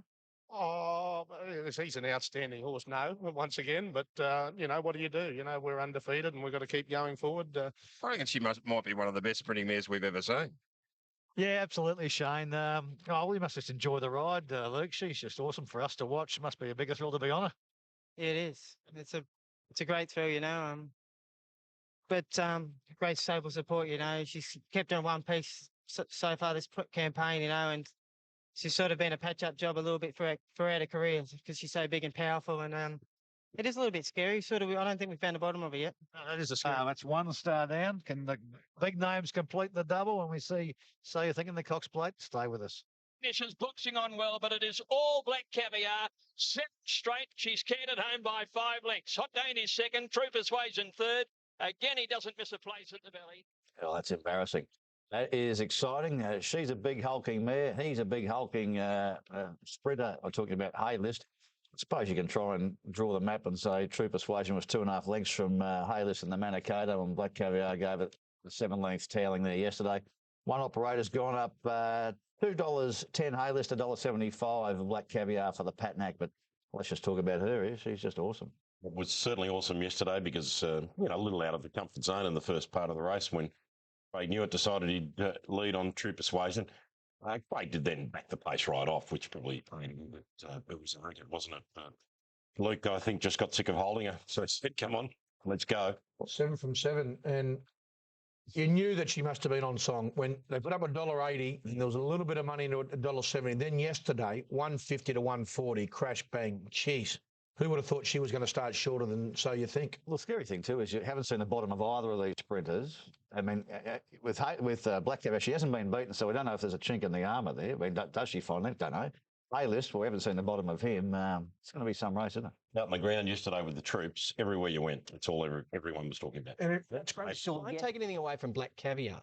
That was a sprinting performance, the likes of which I haven't seen this season. I thought I'd seen it all this season with Haylist. I don't think Haylist would have got within lengths of her yesterday if they'd have run yesterday together. So even at his best, he might not be, if you both at their best, she was better yesterday. Best. But I think what you saw yesterday, you saw top class horses absolutely run second to a real star. He is exceptional, and I tell you what, I cannot wait to the clash with it's just going to be absolutely awesome. Yeah, look, she is a star. Just the way she relaxes and explodes and just puts paid to him with sheer acceleration within 150 metres. She puts a race beyond doubt. 7 from 7. The sky's the limit. And over racing for 50 metres and then dropped the bit again and away she went. Look, for me this year, she's the best sprinter. I think she'll beat Haylist. I don't think she won't beat Haylist by as much as she beat those others yesterday, but I think she's got the wood on him. But once again, a great clash. And I think she's getting into the, I think, I rate Miss Andretti the best female sprinter I've ever seen. And that goes with a very long and established record that Miss Andretti put together. I think this filly's capable of doing that. Now, whether she does it, we'll wait and see. But she's certainly got the class. And bring on this match race. I can't wait for it with A-list. No, exciting. Okay, there's the tote call for the Amy Vase, Smoking Jelly favourite there. Let's go to the mounting yard and give us. But he does need speed on, and that's the problem we've spoken about. What about, you weren't at Donald, you didn't normally go to all these meetings, Terry, I know, but. Way to the Derby. Away they go. Absolutely awesome bomb to start and missed it by a length and a half. Smoking Joey away quickly.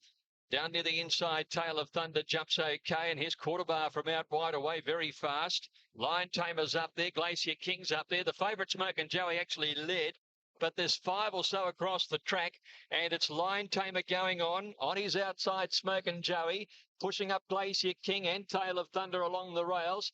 Wider at Quarter Bar's going to press on towards the lead. A lot of these are using a bit of juice up on the speed, and they finally sort out their places now, or pretty much so by the 1,400 metres. Lion Tamer running. Lion Tamer the leader. Quarter Bar a length away. In on the rails is Glacier King, and a length away on the outside. Smoking Joey the favourite, 4th with cover. Tail of Thunder 5th the inside. Followed Rekindled Interest and then Shoot Off and Precious Lorraine. A length and a half. There's Kuta Kalari making a move around the outside. From Shadows in the Sun, absolutely awesome. Hollow Lee and Cosmonaut Mr. Bissett bring up the rear. The field is bunched up a bit up the side. Lion Tamer only narrowly. Here's Smoking Joey let go at the school, and he goes up with Quarter Bar to go to the lead. Rekindled Interest and Kuta Kalari. They're both on the scene, and they're challenging wide out on the course. Cosmonaut's got onto their back. He's running on, and then came Shoot Off around the turn. Lion Tamer kicking okay. Smoking Joey dropped off the speed. Rekindled Interest is outside of the leader from Kuta Kalari. Cosmonaut, here comes Hollow Lee. Rekindled Interest, the leader from Lion Tamer in the straight. Hollow Lee coming home down the outside, but Rekindled Interest, the leader from Lion Tamer. Rekindled Interest coming away. Been a long time coming, but that's what he's made of. Rekindled Interest, 2 1/4 Lion Tamer. Slowly a length and a half third. Precious Lorraine ran 4. Good run. Shoot Off next from Kuta Kalari. Absolutely awesome. Cosmonaut trailed by Shadows in the Sun. Mr. Bissett. Smoking Joey dropped right out of it after doing a bit of work. Followed by Quarter Bar and then Tail of Thunder. And a distant last in it, Glacier King. Well, today was his day, and he so deserves it. He's had a luckless preparation, this reduced choice gelding. He's always been targeted towards the Derby. He's right on track now after winning the Vase. They said he's promised the world and probably delivered an Atlas at the moment, and for him to do that, look forward to the Derby. Well, there's no hulking appearance about this little thing, 453 kilos, but it's the dog in the fight, isn't it? Rekindled off to the Derby now. Lion Tamer very good. Hollow Lee goes to the paddock. Smoking Joey, beaten favourite, choked down. Gear change next week, or think they choked down. Gear change next week. Presses on to the Derby. Lee, was that good enough to win you the Derby? Oh, I suspect so. Generally is, isn't it, of late? Yeah. That's race, and winner was excellent. The runner-up was fantastic.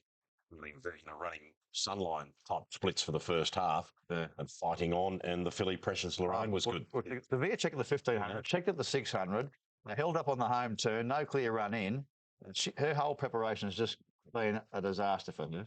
She might be back on track. Yeah, and I think, but she turned it around yesterday. She's been displaced by Rekindled Interest Retrieve, Almindora. It doesn't look a vintage year. Shadow of Excellent Beeman coming back to ride there, but it's a Victoria Derby. Now, Stewards also yesterday had... Yeah, no doubt. Look, you only look at the winner there as far as the Derby's concerned, and unless you look at the Bart factor back at Flemington with Kuta Kalari and Cosmonaut, they could improve, but I think now, at last, we have a deserved Derby favourite.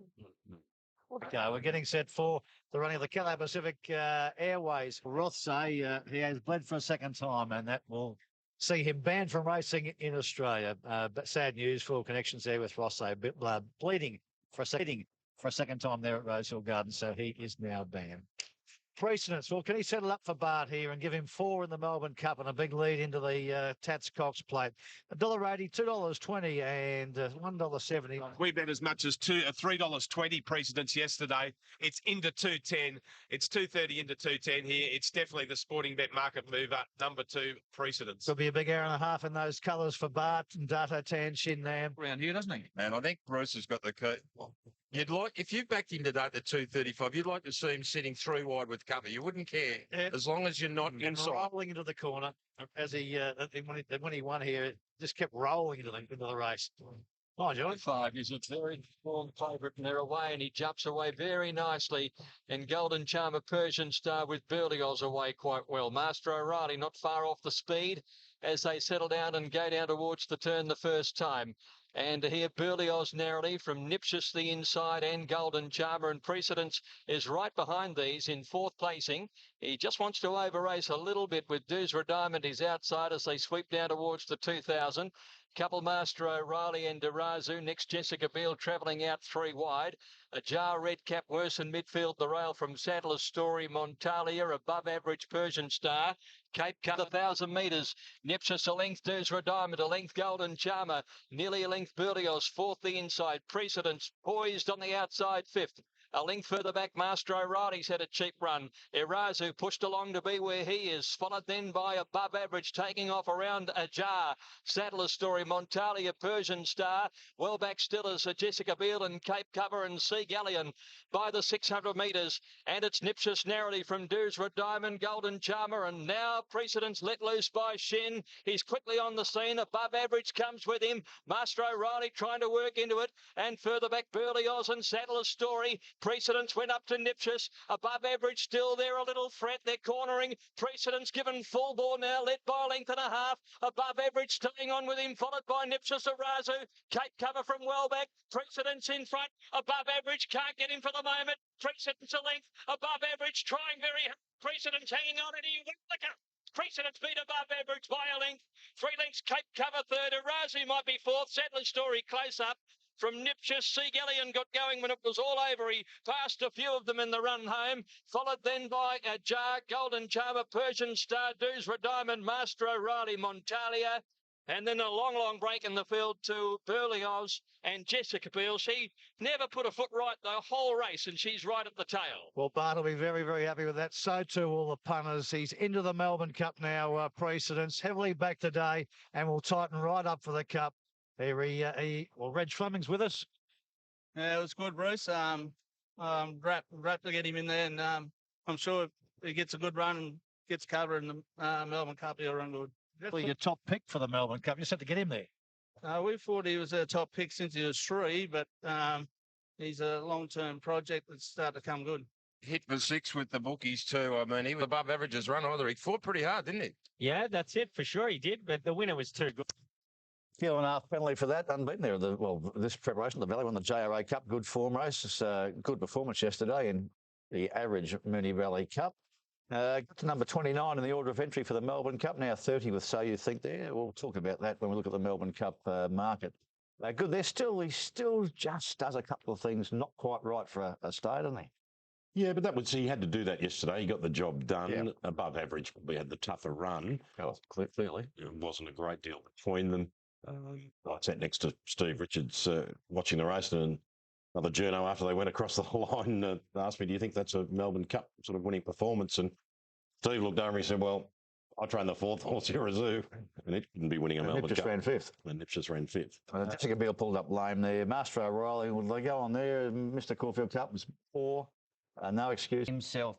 And, a very, very good performance. Look, I know he's had his knockers. He can do a few things wrong in a race, Duncan, but yeah, you must have been wrapped in that performance yesterday. Look, we've been very, very keen, itching to try and get this horse of passage into the Melbourne Cup. We've tried in various different ways, shapes and form. Maybe yesterday's win might do that for us. We'll see. Well, and there's a very, very good chance that it will. He's been, he'll get that extra handicap now, which doesn't necessarily get him into it, but is there... And Sir Patrick bought in, and here we all are. It's quite an interesting ownership group, that lot. Has he got a free ride into the Cup? Like, he's got 2 penalties now, one for the JRA Cup at Moonee Valley, 1.5 kilos, and another 1.5 kilos yesterday. Do you think that... The noms that will qualify from something they did 12 months ago, and they haven't won since. No, I totally agree with that one. It's a very good point, and I'll tell you why that's a good point, and it's deliberately done that way, I think, because I think the VRC like to have control about who gets into the Cup, and if you make too many qualifying races automatic entry, you lose control of those numbers down the bottom of the Melbourne Cup, and got knocked out by a Moonee Valley Cup winner. Well, it's going to happen. Well, it will happen if you make it. It's going to happen with this Holberg. It's every man and his dog's telling me it's the Cup horse, and it's not going to get in. Now, not that it worries me. I got a quick. Let's have a look at the isbet.com market. You got $1.45 now for So You Think. $1.45. So You Think favourite. That's correct, Bruce. $7 Special offers. Ring the next 30 minutes, you get the $1.50. Yeah, there you go. It's on Saturday. Most eyes will be on arguably Australia's greatest horse of the past 20 or 30 years. Who cares? We're talking about So You Think. We're going to dissect one. You'll be just holding a hatful here for the favourite. We're up to number 5 here, So You Think. Well, what more do you need to say about him? He's trying to become the first horse ever to win 2 Cox Plates before his 10th start. That's a staggering. What, first at 5? Yeah, it certainly was. And look, I think it might be nearly a case of Alciphine Sunline's margins in doubt. Well, 7 lengths you got to put up here. 7 lengths. They're betting on it too. They're betting on the margin to put up here. 7 lengths. They're betting on it. And he could roll to the front if desired. I think he might space them. Any chink for you? Rich, as we come back here, see the scene set from above the TVN shop. I can catch up with Terry and as many connections and the Tats Cox plate market on your screen. 161. The tote's caught up here. Have a look at the size of these wind pools. Pretty good this year. He's won every race we're training for, and hopefully he can continue. The champ that he is, So You Think. To think that he could win 2 Cox Plates by his 10th start of his career, Shane, when you go back and look at the likes of, it took Northley 27 starts, Sunline 29, Kingston Town 31. It's a staggering, some sort of history we're about to look at, perhaps. Well, yeah. Faring more joyous for the race. Hope we'll find go. But Shane, hard to knock a horse who's won 8 stakes races in a row and turning 2 Group 1s. I'm not knocking her, but this is an ask. I mean, well, I got a list of bets here. They say, So You Think, So You Think, So You Think, So You Think. The one exception, we have laid a bet of 35,000 on Zipping at $17. So Zipping around all the big money and lots of it. As I said, a bet of 200,000, 140, 90, 85, 80, 80, 80, 70, 70. It's like an auction. It's all been for So You Think, been sensationally backed. And horses came out here. Yeah. They might have timed that a bit better. And then, you have a horse like Zipping he's just an old professional, isn't he? Ready, racing. So You Think jump well, trusting from the start on the inside. Wall Street a bit slow to move also, and More Joyous pinged out immediately, and she found the lead. More Joyous in front, So You Think a length and a half second at the judge. Luniet Forever third, the inside, Zipping a neck fourth. 2 lengths Arvienus, Wall Street the rail, then Captain Sonador. Shootout third last from Who Be Got You, and Trusting last of all. So More Joyous had the lead. Out to the 1,600 metres, she's a length in front. So You Think is second. He lobbed along beautifully early. Luniet Forever, the Macau champion, third the rail. Zipping fourth the outside. Wall Street's got up fifth on the fence from Arvienus. Then Shootout, followed by Captain Sonador. 2 lengths away, Who Be Got You, and Trusting on the rail. More Joyous takes the field out to the 1,200 metres turn. A length and a half clear. So You Think second. Luniet Forever, the rails third. 1.5 to Zipping, right on the back of So You Think. Wall Street's on the rails, followed by Arvienus, and then came Shootout, Captain Sonador. Who Be Got You, patiently ridden with Trusting on his inside. More Joyous, 1,000 metres to go. 2 lengths in front. So You Think doing everything right at the moment. Second, a length and a half. Luniet Forever. A half Zipping, a length and a half. Wall Street, Arvienus. 2 lengths away then came Shootout from Captain Sonador as they go round the 800 turn. Trusting the rail, and Who Be Got You last of all. More Joyous the leader. The spark's about to fly in the Cox plate now. Zipping's pulled out. So You Think went up and levelled with More Joyous up the side. He's taken the lead. at the 600. So You Think by a neck to More Joyous, sipping right there third, but under extreme pressure. Then RB Innes, followed by Shootout, Captain Sonador, Who Begot You, still a long way back. Around the turn, So You Think by a length. More Joyous is trying her heart out, but she can't go with him. Then came zipping RB Innes, Shootout, Who Begot You. So You Think with a big lead around the turn, 3 in front. From More Joyous, zipping, Who Begot You, flashing home on the outside, but So You Think is 3 in front. Who Begot You ran to second from zipping, but So You Think wins his second. So You Think first, a length and a half. Zipping came back, he grabbed second, a half head in front of Who Begot You, Shootout 4. Then came More Joyous, Harvey Innes, Captain Sonador, Trusting Wall Street, and Lunyat Forever is last at his 10th start. He wins his second Cox Plate. Bart's done it again. Stephen Arnold did everything right. So You Think on the verge of championship status. Well, that's what we came to see. Hail the new king. He's the best we've seen since Kingston Town, without doubt. It's not just set in the heat of battle and at the moment to win 2 Cox Plates at only a 10th start. And he was going to win that going past the face the first time when he got on the back of More Joyous. Arnold, well done to him. Zipping place. It's unbelievable, mate. I'm so happy for Steve. You know, for him to get one of these, all the work he's done, he's always helped us out. So I'm really happy for him. And he got on the horse this year, and nothing's gone wrong for him, has it? No, when good blokes help you out, mate, good things happen. The same? Saintly's still there, but he's catching him quick. I know you won't give up on Saintly, Reg, will you? No, never. Good on you, Reg. Congratulations. He races like a superstar. I think it's fair to say he is a superstar. Look, we're not one to boom our horses, but no, he's just as you say, he is a superstar. Another Cox Plate with just a superstar horse. He did a good job, didn't he? He took on the speed and just outpaced him. So what can you say? He's a totally uncomplicated horse, though, isn't he? Well, he's got a lot of ability and seems to handle it very successfully.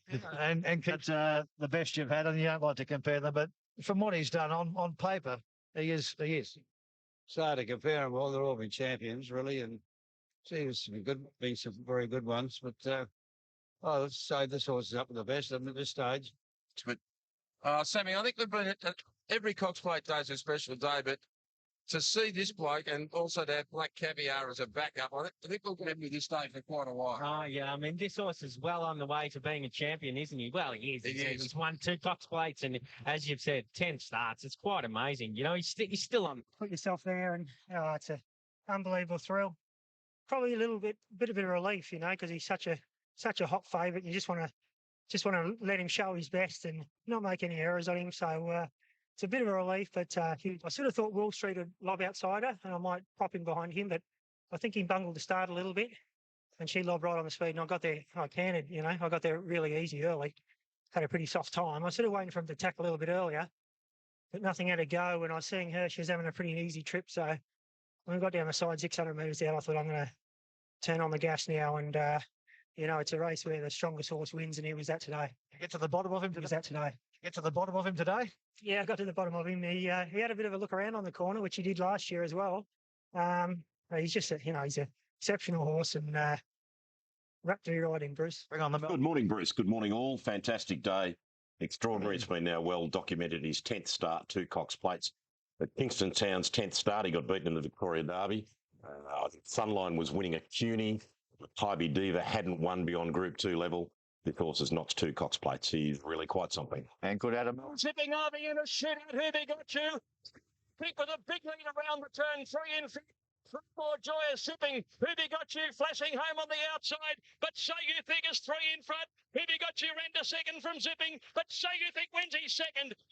Think first, a length and a half. Zipping came back. He grabbed second, a half head in front of Who Begot You. Shootout 4. Then came More Joyous, Harvey Innes, Captain Sonador.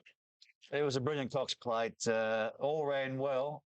One was in a different league, and that was So You Think. Steve's given you all the stats on what the greats have done to win their second Cox Plate. Shortest price favourite since Tobin Bronze to win 2s on. Carried the weight of punters and the expectations of all to beat Zipping. Placed for a 3rd year. What a fantastic performance from him. And Who Begot You ran right up to his best. But Steve, look at his action as you watch here. Is he as smooth as that to ride as he looks? Yeah, he's a beautiful mover, Bruce. He covers the ground exceptionally well. And so gee, we hope we see him next year. I mean, it's great to see him come back for a third Cox Plate. The thing that amazes me is, and you're the stats man, Stevie boy, is the sectionals he runs. After, like, at the end of the mile and a quarter, he goes bang and then just can reel off a 33 for those last things. It was pretty soft though yesterday through the first half. They always run faster in the Vars in the Cox Plate, don't they? 120.7. I think you must have been giggling a little bit. You know, you weren't exposed to much pressure in the first half of the race, really, were you? yeah, I was, as I say, really happy even in the first 50 metres, and I could see it was going to pan out that More Joyce was going to go pretty easy and I was going to lob outside her.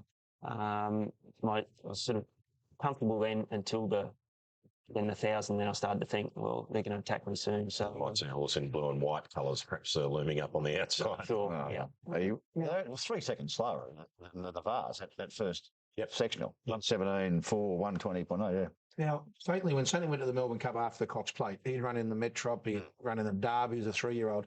He's only had 10 starts, and the furthest he's been is 2,040 twice. He gives you the feel, Steve, that the 2 mile won't be a worry?